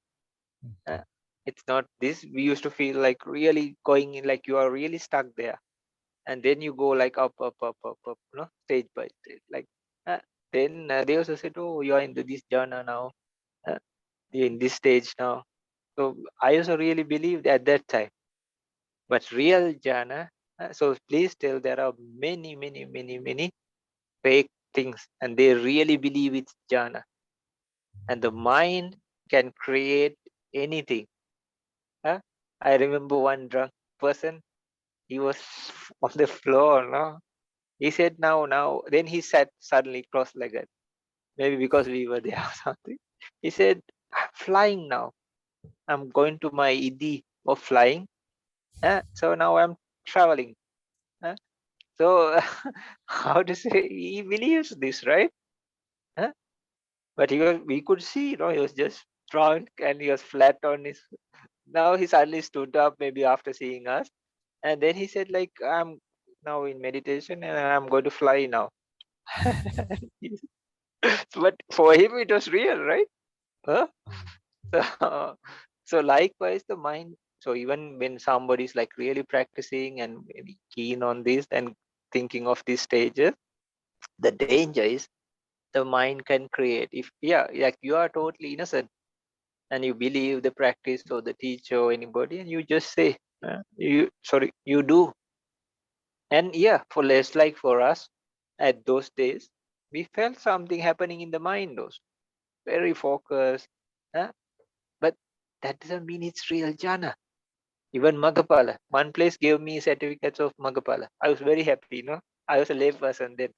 I thought, oh, wonderful, I'm okay, I'm done. Not totally all, but some stages. And then but later I understood it was not true. But we were practicing, and they call this vipassana, they call this samatha. And then you really feel some mind, and then you don't feel, because it's like really you are stuck in this place, like you don't feel lobha, those are coming in even. It's like you make the mind very tight, but you feel comfortable also. But that doesn't mean it's jhana or magapala. You can take your mind and keep it like stuck in some place, but at some point they break and shatter. But real jhana is like very comfortable, very peaceful. And then even magapala, surely. Just say that there are plenty of fake, and even an innocent person, they don't want to pretend or anything. They really practice this. Please say, it happened to me when I was a lay person also. And then even in another place, they gave me like fake magapala. At that time, I really believe. I thought it was true.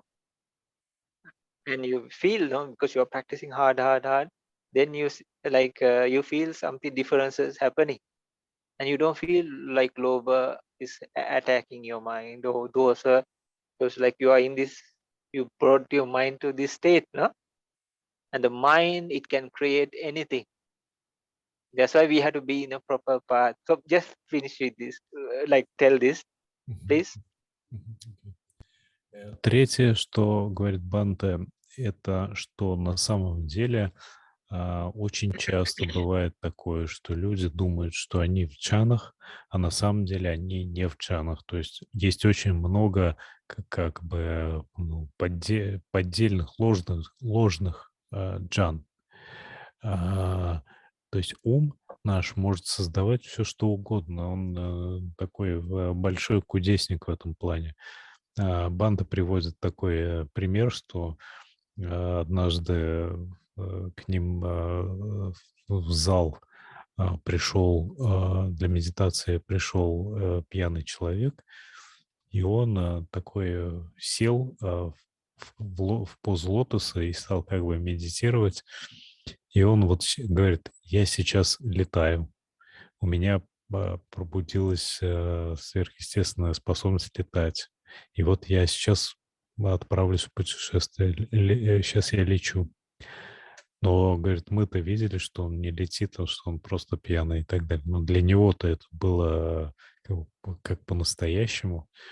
Вот. И точно так же на практике он говорит, Бханте говорит, что и у него такое бывало, особенно когда он был еще в миру, практиковал. То есть он думал, что у него там уже джаны и прочее, а реально это никакие не джаны.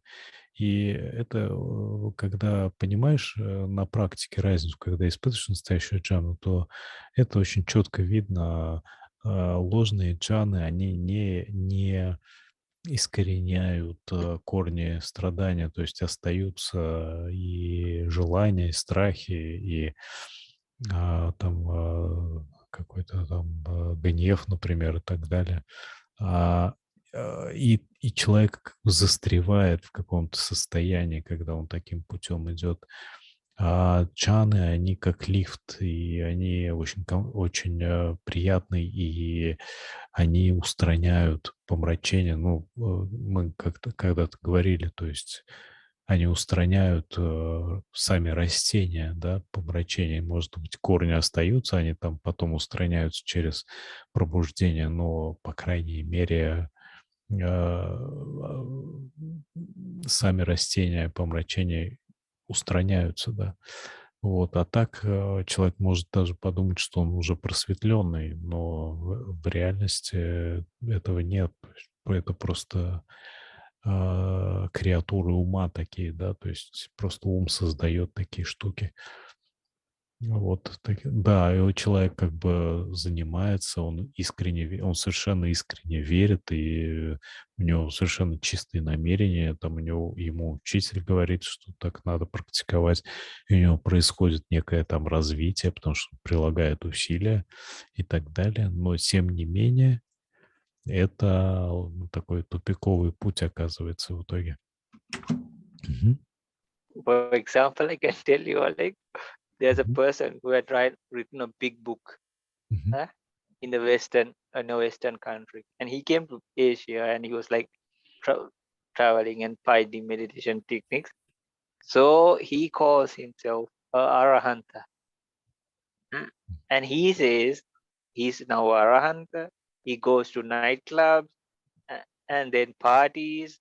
He can drink. He can take drugs. No, he can do anything and let go without any attachment. He says, and other thing he says, I don't know why Buddha only said about 8 jhana. He found the 9th and the 10th. So see, like he's telling like I don't know why Buddha only said about 8 jhanas. So even Buddha didn't change like the good things that came from the past. No, there was a time no before him. So just say like this person has written a big book. Like one person really wanted to give me, but I said no way, no, I don't want to spend my time. But he had read it. He told me like he says this, no, like person. And so he says he's enlightened. He can party, womanize, do anything, even alcohol, drugs, or anything. He's not attached. And he can let go anytime, and he's arahanta. And then even the jhana, like he said, he found the 9th. He doesn't know why. Like Buddha only told about 8. So see the delusion. So people can make things and even write books about it. Maybe he has a following. Like people believe and follow him, no? And they will also start like partying and all. Like if Arahanta can party, why cannot we, right? We are the disciple, right? It's not that you cannot have fun, but this is crazy, right? Like it's like some, uh, but it's not the case, right? After Anagami, like all these unnecessary desires and all, they pass. No, you're free from loba and dosa. So, so what is saying is very contradictory, from reality. Please tell this also. Maybe they also have read it. I don't remember his name. I really didn't want to remember his name even. But before I had it in mind, but now I don't even remember. But yeah, this is a true story. И Бханте рассказывает, что даже есть такой человек, который написал книгу, толстую книгу по Дхамме, он себя называет арахантом. И он говорит, что да, вот я арахант, и я хожу, могу пойти, ну, и вот там хожу, скажем, в ночной клуб, там ну, пью алкоголь и совершенно не имею к этому никаких цепляний, привязанностей и так далее, потому что я арахант. Вот. И плюс он дальше говорит, что я не знаю, говорит, почему Будда говорил только о 8 чанах. Я, например, нашел еще 9-ю и 10-ю чану. Вот, то есть это, ну, вы сами понимаете, что это по большому счету вот то, что он говорит, это совершенно расходится с дамой, да, то есть это такое полное заблуждение. Вот, то есть даже у анагами уже нету этого мирского стремления, желания, там доса и лобха отсутствуют, искоренены, и чтобы он даже анагами пошел в ночной клуб, но это вообще нереально. Да, на самом деле даже для сотапана это нереально. Вот. А тут, значит, целый арахант уже такой развлекается, да, по полной программе. Вот. То есть это просто, ну, Бханте не помнит имени этого человека, этого автора, но это реальная история, и ему давали эту книжку почитать. Вот, так что вот до такого может доходить заблуждение ума. Мгм. So according to his question, please tell Alex, even the Buddha didn't change the good things like the 5 precepts or 8 or 10. eh? Like they were there, even the jhana, no? Or the 10 acts of merit. Like he didn't change anything because they were good already. So tell like any tradition, not only Buddhism, it could be Hinduism or any other tradition. There were, no? Jainic people, they had the jhana and the iti and all these things. huh? So but there were specifics how to get there.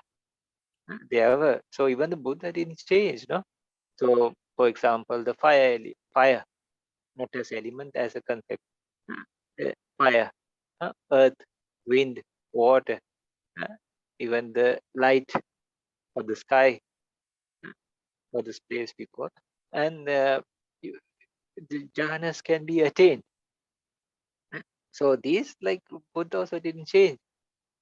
So there was specific way, not only in Buddhism, in other ways also, it was there. And please tell, okay, if you like, please tell this, because in the same answer and the same question, like we can see, break it into small parts and show. Yeah, please tell. Окей. И Будда, то есть те джана, о которых говорил Будда, он на самом деле ну, не изменил их по сравнению с другими традициями. То есть в других традициях тоже есть те же джаны, то есть там в том же там джайнизме, например. Там тоже джаны, и они тоже достигаются примерно теми же методами, просто есть свои нюансы в методике, но это как бы такие несущественные нюансы. То есть там через там элементы, люди могут входить в чаны, там земля, вода, там огонь и так далее. То есть в этой части вот чаны, о которых говорит Будда, они а, не отличаются от тех чан, которые есть в других традициях. Мгм. And this still like you cannot just take a random object because that also though they say there's nothing, I will come to that nothingness also. They select object, right? Okay, you have this random, but at some point this within this random you take. But the question mark is like with any random object, how can a person come to jhana? Huh? Then I'll tell you another reason. For example, you see a flower. Huh? Then maybe the mind catches, but it should be a person with lot of parami. Huh? I'm just telling the possibility also. If they just think it's a random thought, they catch and go to jhana. Say Mhm. you see, and then the flower is yellow or white or blue or something red, no? Then maybe like from their past parami or something, huh? Then they take the object, and then that is, but it's a very low chance because even those kasina, you take it and you have to build it up. So just because they say they take a random thought and then it turns into jhana, that's a huge question mark. How? Hmm? Then if they are saying they are taking nothingness, huh, this is the third arupa jhana. So then you have to build fourth jhana. It goes step by step, right? So okay, nothingness possible, but not from the number one. You have to start somewhere, either some with some object, and then, but that also you know clearly what's happening where you are. It doesn't just happen like you're walking in the dark and suddenly falling into a pit. Even the samatha, you know exactly what you're doing, where you are, what you are doing, how far you have come. That's the best part I like this about this path. We have a clear idea where we are, what we do, and how far we should go. Vipassana also same story. So it's very clear and nothing to hide, nothing very superficial. Uh, and it's like real. Even the samatha part is so real. So because I also had gone through this thing, so I really wanted to have the real one, not duplicates or not fakes. Uh, So because you think you are in some place and then suddenly you fall, and it really hurts, right? It's like somebody takes you very high and drops you, no? Uh, So so like that, please tell Oleg, though they say it's a random, there is a very low possibility, but still, the example they say they take random, but maybe it's a flower or a color.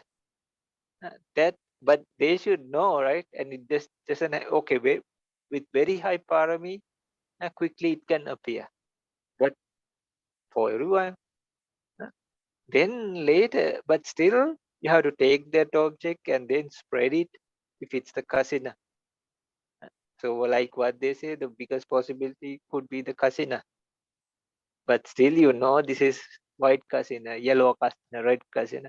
Then not only that, you expand it.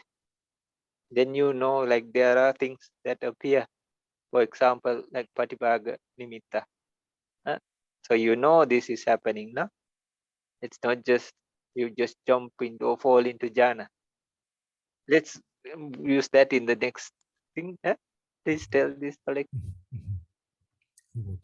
И в чаны мы, с другой стороны, в чаны мы, как бы сказать, если мы берем случайный объект для сосредоточения, для самадхи, ну, например, там берем там цветок какой-нибудь, да, и сосредотачиваемся на нем, то есть, конечно, вероятность, что мы войдем в джановое состояние, но она очень небольшая. То есть определенные объекты, они как бы, ну, не работают для вхождения в джаны, не очень хорошо работают. И у нас может быть просто как бы из прошлой кармы хорошие качества, и просто нам достаточно там э, сесть в медитацию, мы сразу входим в джану на любом объекте, но вероятность этого не очень велика. Поэтому для вхождения в медитацию необходимы определенные объекты. Если мы берем, допустим, в медитации как бы объектом ничто, да, вот ничто, да, вот мы все отпустили, просто ничто, то вообще-то ничто — это как бы третья рупа джана, это сфера отсутствия всего, а до нее еще должны быть определенные ступени. И как бы пока мы дойдем до этого объекта, мы еще должны как бы перед этим с какими-то другими объектами работать, более определенными и так далее. То есть получается, что тут тоже мы не можем перепрыгивать, да, то есть это четкий определенный процесс, очень поступенчатый, очень определенный по всем этим вот на всех стадиях. Поэтому процесс самадхи — это, в общем-то, ну, как бы так сказать, это не что-то такое, там, не знаю, э, смутное, да, то есть то, что может интерпретироваться так, может интерпретироваться так. Нет, это очень простой и четкий процесс. Мгм. Окей. And please still just like in Vipassana, Samatha also, there's a clear path. And you know exactly where you are, what you are doing.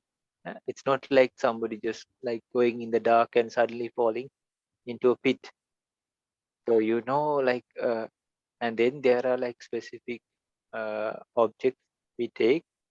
So this is a big question, like if we can do with anything for thousands and thousands, they say, no, you can take any object and do, but no, there are specifics, no, if you do this, this happens.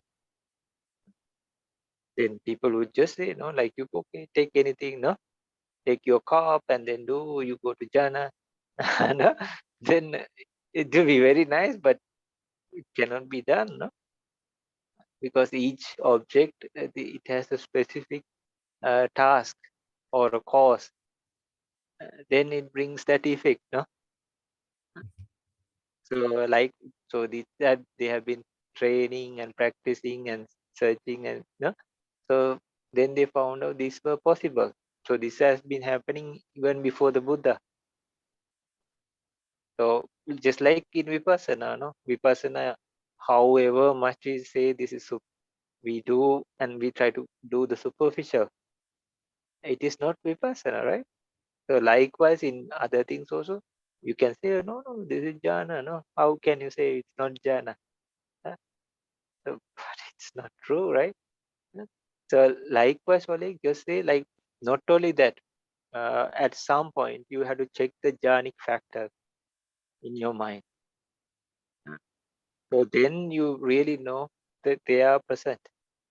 Even if before or like in a state when you're practicing, they ask you to check the mind or feel.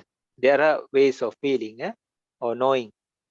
Even you know, for example, because you can stay solidly with the object, vitaka is there. And you can really stay, no? So vichara is there. Then you feel like you really like the meditation object. It's very pleasant. You feel a lot of energy. It's very powerful. So it is there. Then it's very comfortable, very peaceful. Even 1 hour, 2 hours, 3 hours, very easy. Nothing else. So sukha is present. And then you are totally focused. So ekagata. So you just for 1 hour, one time, but later. So even before this jhanic story, these jhana factors are already present. So this is the way from first jhana to second jhana, second jhana to third jhana to fourth jhana. So it's a process clearly. specifically. And then even when you go to the absorption, it's not something very harsh or gross or you feel stuck. And then that also we check at the beginning and we reflect and check. So we really know what we are doing. So this was the process in Samatha and all. So those other people also too. It's not just say and then you just make yourself believe. I will use this for the last. Yeah, please tell. И в этой практике также мы можем в процессе проверять, на какой мы стадии находимся. И все четко видно на самом деле. Там, допустим, джановые факторы. Это видно, если у нас возникает, допустим, радость от объекта, и мы с удовольствием садимся в медитацию, да, это питье уже оно есть. Если мы сидим в медитации часами, в очень приятном, комфортном состоянии, без всяких этих вот там без всякого желания там прервать, встать, и без всякого дискомфорта, это уже значит сукха. Если у нас объект остается в уме там час и больше, это экагата. То есть потом чаны, когда мы в чаны переходим, тоже очень четкий переход из первой в вторую, из второй в третью. Там все эти чановые факторы, четко видно, что вот один ушел, там второй ушел, там и так далее. То есть вот оно, переход из одной чаны в другую. Вот, то есть это все очень четко видно, очень четко проявляется и верифицируется. Это не так, что там, а я вот верю, что я нахожусь там в той или иной чане. Совершенно не так. Это все проверяется, все это четко видно. То есть если человек, ну, преподаватель, да, он имеет опыт пребывания в чанах, он четко может сказать, да, это там первая джана или вторая, но вы сами это можете видеть, потому что вы видите наличие, различаете, да, наличие джановых факторов, различаете, как они уходят постепенно при переходе к более высоким джанам, да, остаются там в итоге это опека. Все это видно, все это четко можно рефлексировать. So as final thing, please tell like we can brainwash or hypnotize ourselves by ourselves, or another person can brainwash or hypnotize another person. So sometimes we hypnotize or brainwash ourselves. Like for example, you think the same thing, and that even if it's a lie, sometimes it becomes real for you, no? And some people even they think, and then they live in a kind of different, no, they think in a different way. Sometimes we call even mentally unstable, no, or disabled, no. And you can clearly see, no, like even the conceptual level, it's not there. So they believe, but they really believe, no. So even like people with psychological, sometimes they think feces is food, right? So for them, it's a reality. So you can think, and then say, I'm the king, I'm a king of something, no? Like in children, no? They believe that, right? For them, it's the truth, no? So the worst is like in really religious things and spiritual practices or anything, like you can think this out and then it becomes a reality for you. And then what if you are stuck in that ideology or mental state or anything, then it's very difficult to come out. Or other people can brainwash you, no? They like these cults. They say this, they say that, and then you start believing.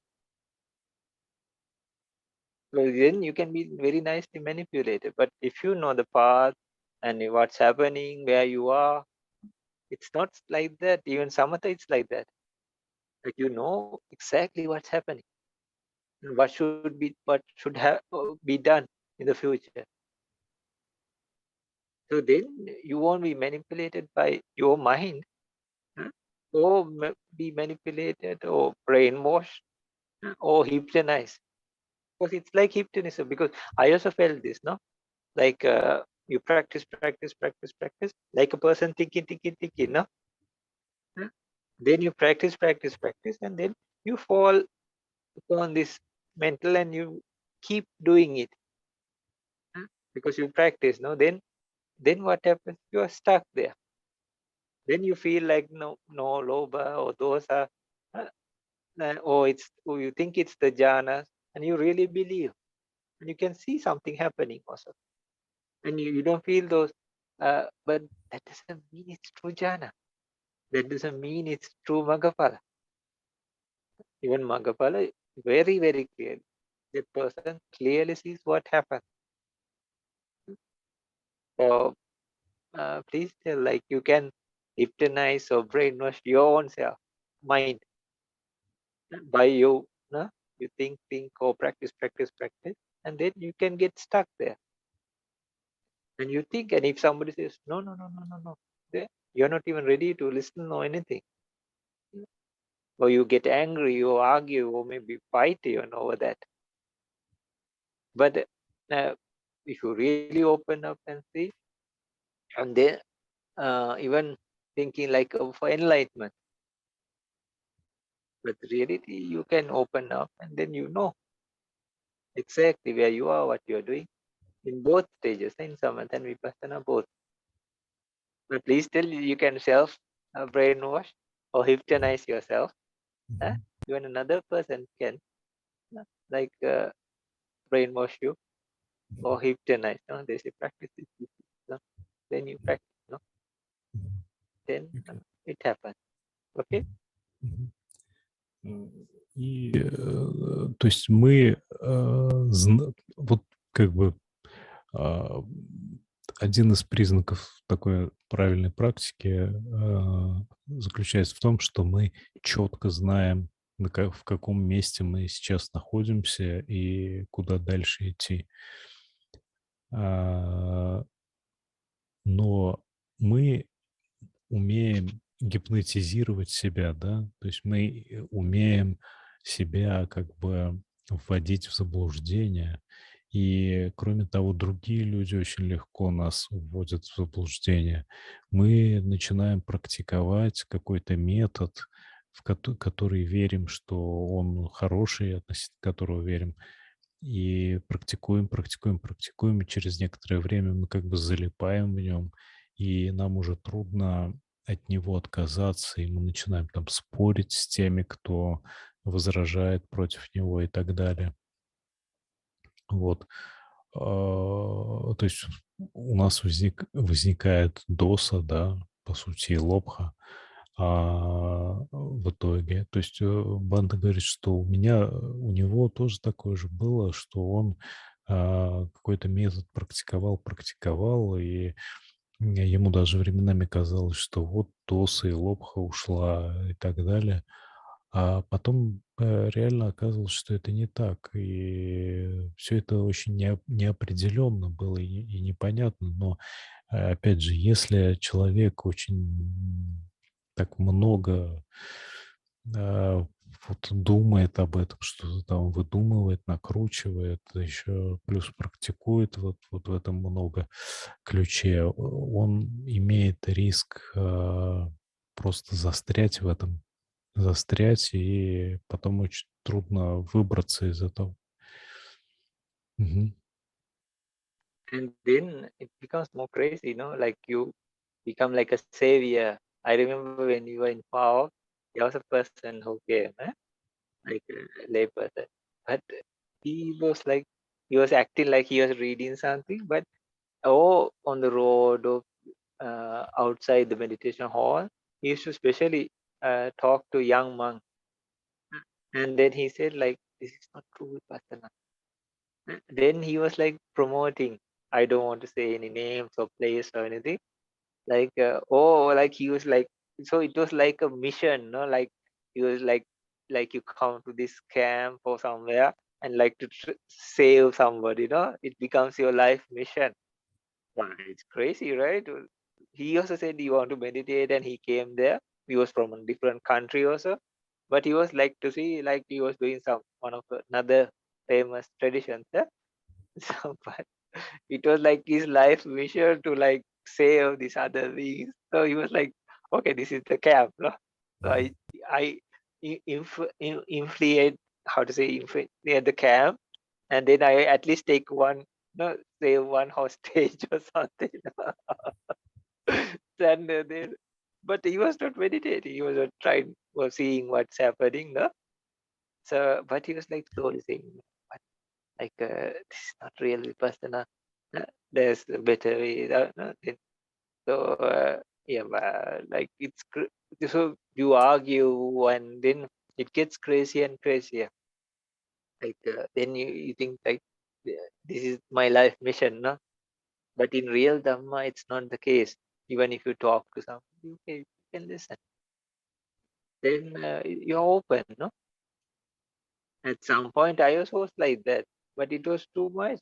I'm not like crazy to say, but I thought, oh, this is true, no?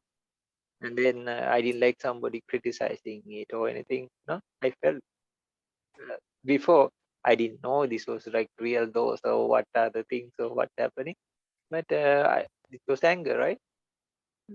And then why are they criticizing this technique? Why are they criticizing my teacher? No, no, yeah, like you can talk openly. Anybody has the right, right? So then later you can see what is right, what is wrong, what is happening. No, but you don't want going to argue. If it's good for you, and if you don't listen, not my problem. No, I am not. I'm not trying to hear like jump from a plane or parachute or and then like sail and just take you with me. No, because this was your choice. Huh? So, but you won't get involved, and then even if they say these things, like you can listen and you're open, no? But you know the proper thing. But this is out of proper understanding, experience, not just random, but because somebody just says, no? So it's your real experience. That also you have to test it again and again and again, and that's how you come to the experience. Then you really know you are there. Then when you compare it with any text or anything, so true. For example, if you from Asubha, if it says the first jhana, you didn't know, no? So maybe that person tries and they tries to even go to second jhana with that, but cannot, no? So you try, no? Then but still, no? Then you know, wow, so true. So through experience, yeah, many things. But clearly you are very aware, very mind open, and you know, but you won't go to like become more and more crazy or obsessed or just like branding. No, you take the brand and put it here, and you try to brand other people also, right? Not worth it. И Бханте дальше рассказывает, что даже бывает случай, был случай такой, когда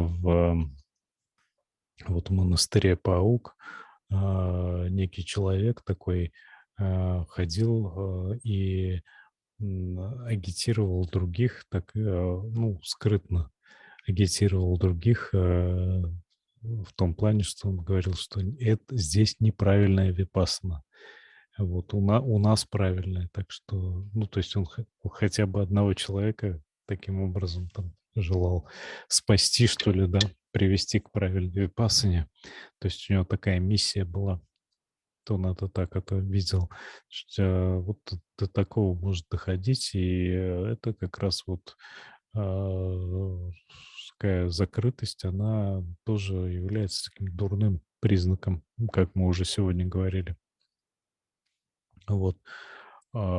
Когда человек двигается по настоящей дхамме, он становится открытым.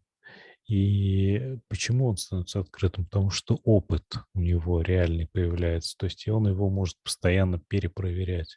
То есть, допустим, у человека появляется опыт джан, и он такой, этот опыт, то есть настоящий опыт джан, что там сомнения отпадают. То есть ты просто это видишь, ты можешь проверять и перепроверять. Вот они, джановые факторы, все вот как есть. То есть у тебя появляется такое как бы практическое знание этих вещей. И, соответственно, если кто-то говорит, и ты понимаешь, как они возникают, потому что ты это просто на собственном опыте все исходил, эти тропы, да, вдоль и поперек.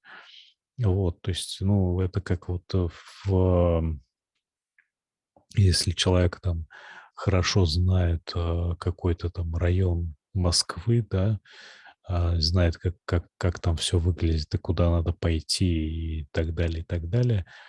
И когда другой человек рассказывает об этом районе, что там что какое-то там здание есть там, да, которого там реально нет, то тот просто будет знать, что этот человек не был в этом районе, он не знает, о чем говорит.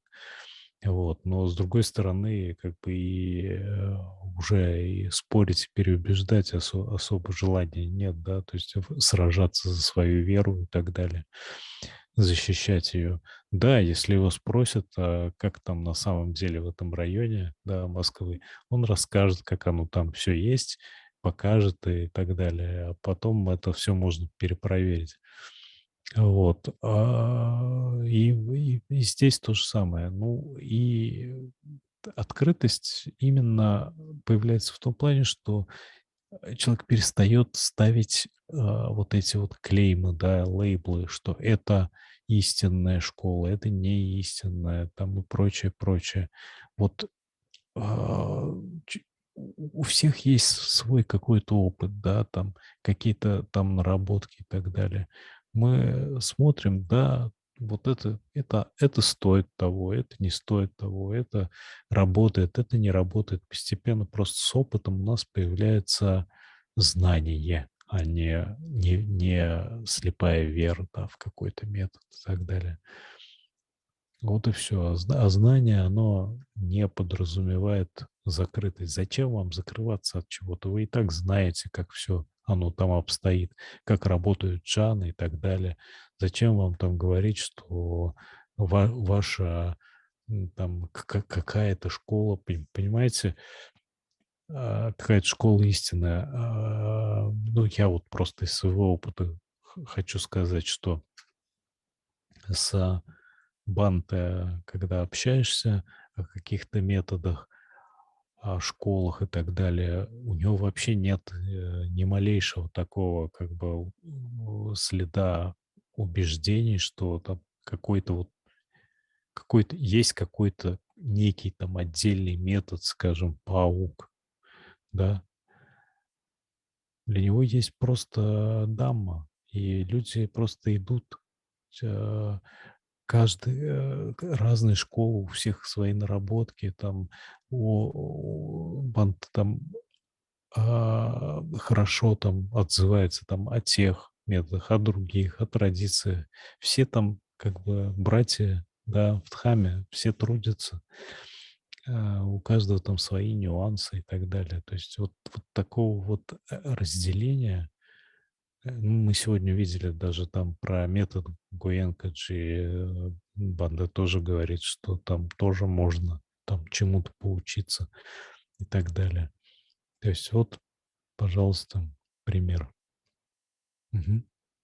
Okay. Мгм. Thank you very much. And in chat, I see the question about karma. How could we know which karma in our present life is from the last lives and rebirths? How can we know? Sorry, I Yeah. translated. Вопрос в чате. Как узнать, какая карма в нашей настоящей жизни принадлежит к карме прошлых перерождений? Мгм. So please tell yeah, when you go deeper in meditation, especially dependent originate stages, you can trace back to your Мгм. past life. But for now, a person, when especially when things are like happening like out of reason. For example, like you didn't do that. Okay, if you did bad things, you can think like, okay, these are things I did maybe in this life. uh, But still, you will try to live a good life. I'm just telling as example. You don't trouble anybody. You live as honest man, no, or a woman, and still bad things happen. uh, Then okay, this is not this life stuff. This is past life. And the another thing is you can relate each karma. For example, you get some serious illness. You can see the karma like you didn't keep sila in the past life. Or like you get like you become poor or you don't get what you like. So you know this is related to this I didn't give, no? Or you get things but you don't get it with respect maybe or in kindness. huh? Somebody's like, okay, take this, get out. No? But you get right, but not respect maybe, not kindness, no? So that's because okay, maybe you are very kind this life, or you try to be. But why is this? I'm trying to be so kind, but the other people are so harsh on me. So you can trace it back along that. But to really know, like one has to can trace back parameters anybody can do. But for that also you need the parameter. Because you trace like you are tracking DNA, no? Мгм. Like they find the family tree, no? Through DNA. This person was like this, and this father was like this, no mother is like this. And they sometimes go generation. You see, like all humans are like a mixture of many, though they fight or do anything. Like they are from this part of the corner, they have links from maybe some other part of the world. So even these people who are today are so connected. huh? Just like tracking from the DNA, no? Мгм. So likewise, like the Rupa Nama, especially in the different dependent origination stages, can slowly trace it back. But this real experience is not so perfect. But for now, one can know like this. Мгм. Okay. Okay. Indirectly. Yeah, Just, like you can. One thing is like if how good ever you are, how things are happening. eh? мгм. Or even the opposite, no? Like you don't give many things or you don't help people, but still you get. Мгм. For example, some people are very cruel, no? So politicians or somebody, but they get a lot of things, no? And you don't see them giving to other people or doing maybe good things, but that is their past karma for sure. eh? Though they even to ourselves, no? If you see like I don't do this, I don't even, but still things start happening. Then no, from the harvest from the past life, Mhm. but maybe you are not cultivating in this life. So the bad also, however good you are, or things very harsh. Even things like that are happening around our lives now. Even we don't want it, but it happens. Then it's karma.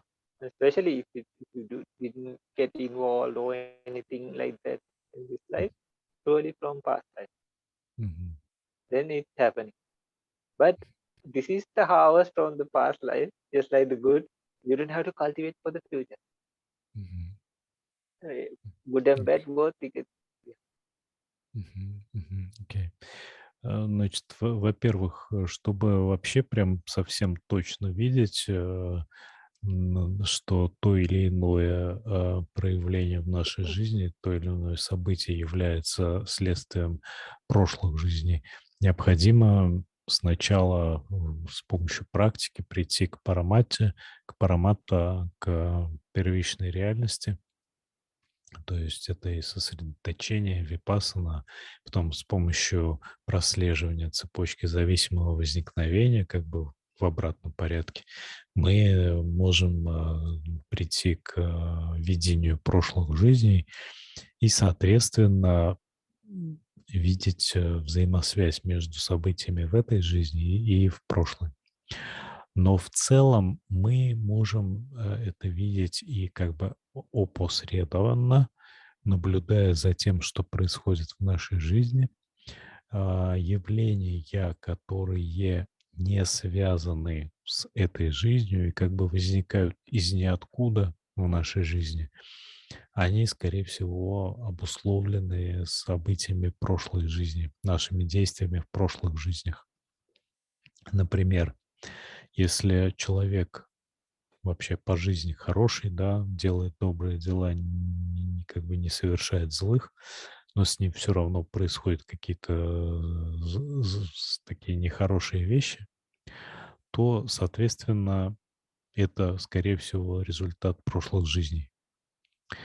Если там у человека есть какие-то внезапно, да, какие-то склонности, да, которые вроде бы ниоткуда взялись.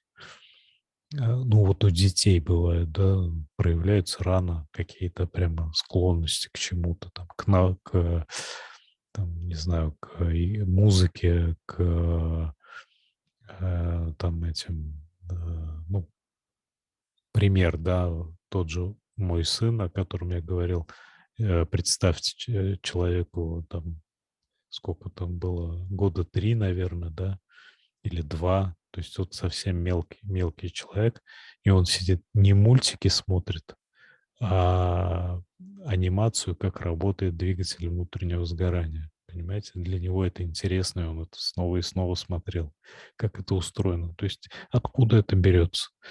Его и как бы никто этому не учил. То есть это вот такие проявления, это прошлая жизнь.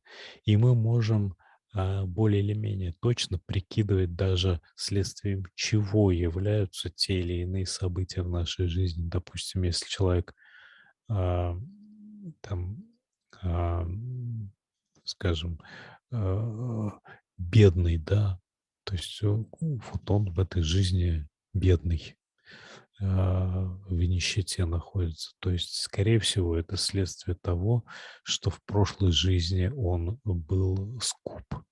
То есть он не проявлял щедрости, и даже наоборот, он как бы очень так негативно относился к тем, кто беден, и, в общем, так был груб, например, с ними и так далее. То есть никак это проявлял такую как бы вот жестокость по отношению к ним.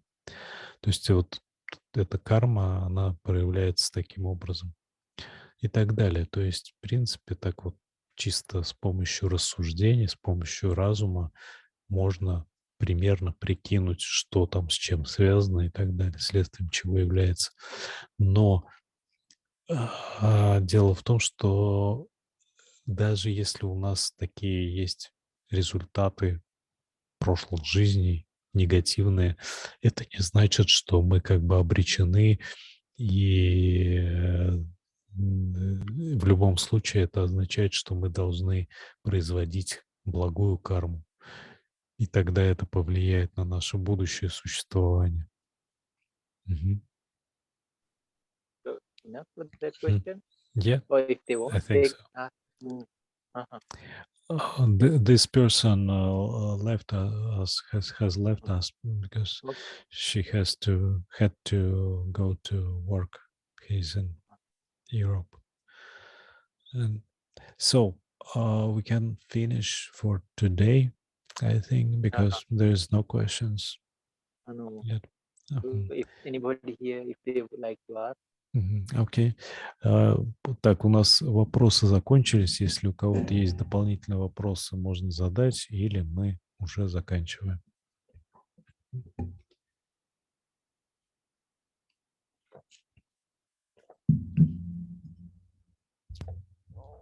Окей. So, So, Mhm. so never. So please tell, like if anybody, you especially think of the situation now, and then anytime tell us both. uh, So we will try to do our best to help. And then even with all these news and all these things, even difficult situations, no, that happen. Even because please tell, even the Buddha didn't say within this time period it will get better. He said it's going down from bad to worse because it's coming to the end of the asankhya. That doesn't mean it's the world's end or anything like that, but it's not like so more disasters will come. He didn't say it's a good time period because it's like going down, no. And please tell, so please know these things, know the urgency. And if somebody like picks a topic of meditation and says I want to practice this, they can do two together or anything because these are crucial times, no. They can really focus and do. And even when they in day-to-day life also, like they can really hold on to this and have some space from all, separating them from all those. And if some, even the worst of things happen, it's like a shipwreck, and you will, or anybody will have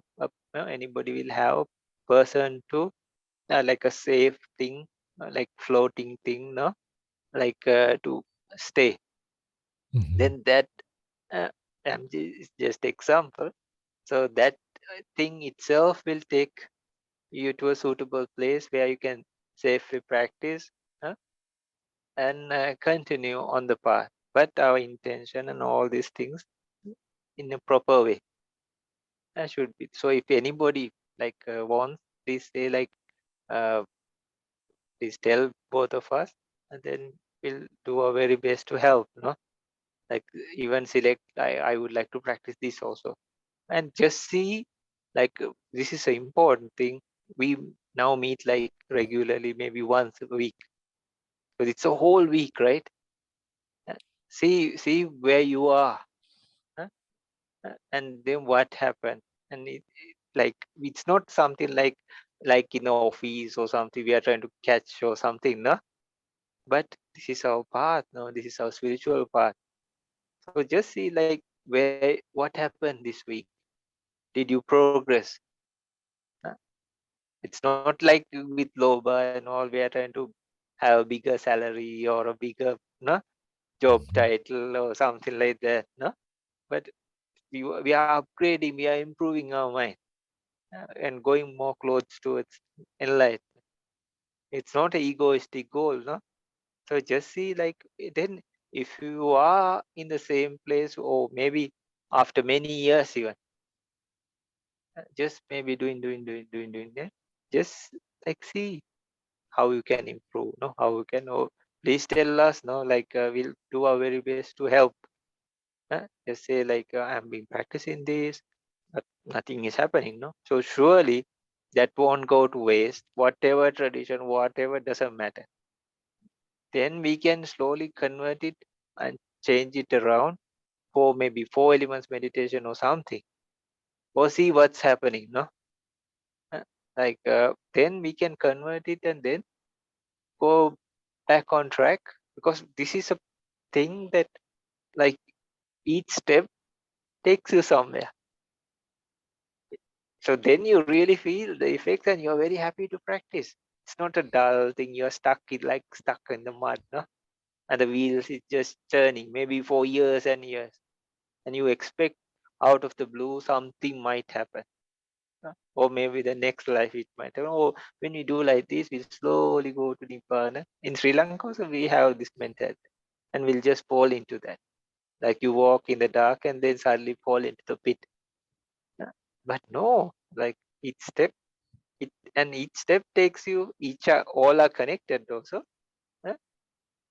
and then each one helps the other like that. So we know, okay, like then for a week, it's a long time. Then there's so much things we can do. Мгм. Okay. Бханте говорит, что необходимо, то есть каждый из вас имеет возможность задать вопросы нам. То есть, вернее, Бханте, да, а мы, я и он, ну, то есть я буду просто помогать, посредником выступать. Мы сделаем все, что от нас зависит, чтобы вам помочь. Поэтому смотрите, Будда говорил, что эти времена, в которых мы сейчас живем, они не будут становиться лучше. То есть они идут к закату. То есть катастроф разного рода будет становиться все больше. И необходимо создавать как бы себе своего рода вот плавучее средство, как мы уже говорили вот в аналогии с кораблекрушением, которое бы помогало нам оставаться на плаву. Это плавучее средство создается с помощью практики, с помощью медитации, с помощью нравственности. И а, смотрите каждую неделю. Вот мы встречаемся раз в неделю. Каждую неделю смотрите, как развивается ваша практика. Если нет в ней подвижек, развития, а тем более, если вы так занимаетесь уже много лет, и остаетесь там где-то на одном месте, прогресса незаметно, то, возможно, надо что-то поменять в этой практике. Надо искать, не надо надеяться, что вы вот еще раз что-то, то есть будете там пахать годами в одном и том же методе, у вас ничего не будет там сдвигаться, ничего не будет получаться, а потом вдруг в какой-то момент внезапно что-то раз и произойдет. Нет, такого не бывает. Если мы на правильном пути, то развитие видно, идет постепенное развитие. Если развития нет, значит, мы что-то делаем не так, значит, надо что-то поправлять. Таким образом. Мгм. So please tell, like, we wish everybody the very best, and may you all practice very hard. And a whole week or even a day is a lot of time. Then, and most of all, whatever happens, whatever things we have to save ourselves, uh, especially the mind. So, and then I wish we are all, and every day I really blessed, and then Metta, like, may you all be safe and protected. Thank you. И Бханте говорит, что он желает всем нам пребывать в безопасности и практиковать как можно больше. Да, у нас есть время, так или иначе можно найти время для практики. И день есть, ночь есть неделя практиковать. Он каждый день как бы нам посылает метту и каждый день желает, чтобы мы были в безопасности, защищены и а, достигли пробуждения. Yeah, Thanks a you lot. all have a good night, and a good Yeah, rest. yeah. And Same to you, please, Bhante. Thank you yeah, very yeah, thank much. you. Very nice to meet you all. And Yeah. please focus on the practice, and then see, like, where am I, what is happening, huh? And then please, like, big difficult times are the best times, like your real inside things and how strong the mind or weak the mind, you can really see. Even you can test the practice you are doing, Mhm. because if the practice or the technique or anything is weak, that also shatters. it falls apart, no? But Мгм. real things don't shatter because Мгм. it's reality, right? There's nothing to shatter there, right? Right. So these are the best of times actually. It's like a hidden, like a blessing in disguise because Мгм. this bring the real things inside you of the practice. It tests like testing time. So Right. the wise person can turn any bad situation for the better, even for enlightenment, Мгм. because the urgency is built up. No, some meditations like about dukkha or like even the noble truth, you see the suffering. No, before you don't see, and now you feel. No, even your own personal suffering. Yeah? Then you really want, like you're in the hot seat, or no, you want to be free. Some people, when the times are good, they don't feel the suffering, but we are, right? Yeah. Мгм. It's happening. So the noble truth also they pop up if you like it or don't like it, but you can see for yourself. So the wise person sees, then acts, and becomes free. It's like Prince Siddhartha really saw the sick people, the dying people, no, and he reflected, no. So likewise, before we didn't care or we forgot or we didn't want to look, but now it's like really in front of our face. uh, Even the suffering, no, dukkha, ari satta, satya, noble truth of no suffering. So then, okay, then this is the reason, and this is the way out. Okay, I practice to get out, escape. Мгм. Okay. И наши времена сейчас, да, вот тяжелые времена, они являются как бы тестом для нас, для нашей практики, потому что если наша практика, ну, когда все хорошо в нашей жизни, то тут трудно зачастую сказать, действительно ли человек ну, имеет благотворную практику. Может быть, просто он так вот находится в таком благостном состоянии просто из-за того, что все хорошо и так. Но когда трудные времена, то вот здесь как раз и четко видно, какова практика у человека, какова его каков его ум благодаря практике. Мудрый человек любую ситуацию поворачивает таким образом, чтобы она служила для его практики.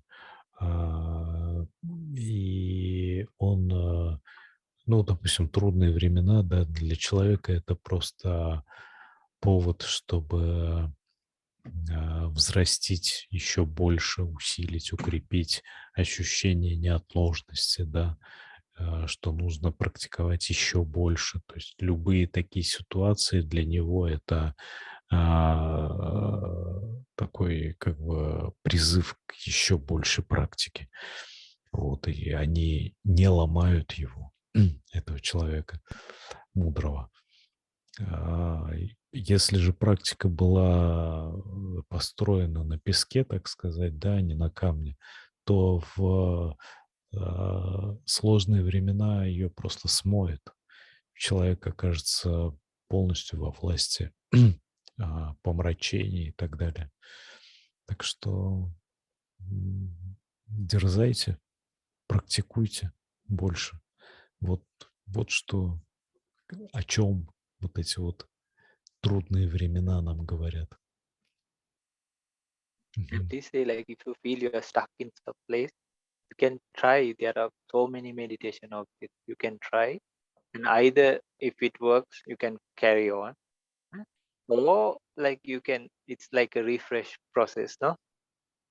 So then again, you can have small like a refresh few sessions, and then if you like, you can go to your uh, that meditation technique which you like or prefer, and then you can do so many things. Мгм. И просто нужно всегда помнить, что если вы чувствуете, что вы застряли, а, там в каком-то, в своей практике, в каком-то, в работе с каким-то объектом, то можно попробовать другой объект, и в этом нет никакой проблемы. Можно просто пробовать объект за объектом. Какой-то из них для вас сработает, вы на нем сделаете прогресс, да, то есть увидите, что практика вот на этом объекте прогрессирует, и потом уже на базе практики вот с этим объектом, когда вы увидите, что у вас ум стабилизировался и так далее, уже можно будет и с другими объектами тоже работать легко, то есть, ну, по крайней мере, с большей легкостью, чем раньше. То есть они тоже будут уже идти легче. Мгм. Yeah. Good night to you all, and you also Мгм. have a good rest. Мгм. Same to you, Bhante. Good night Okay. Good and night. all the very best. Yeah. Thank you. Всем счастливо, всем спокойной ночи. Пока-пока.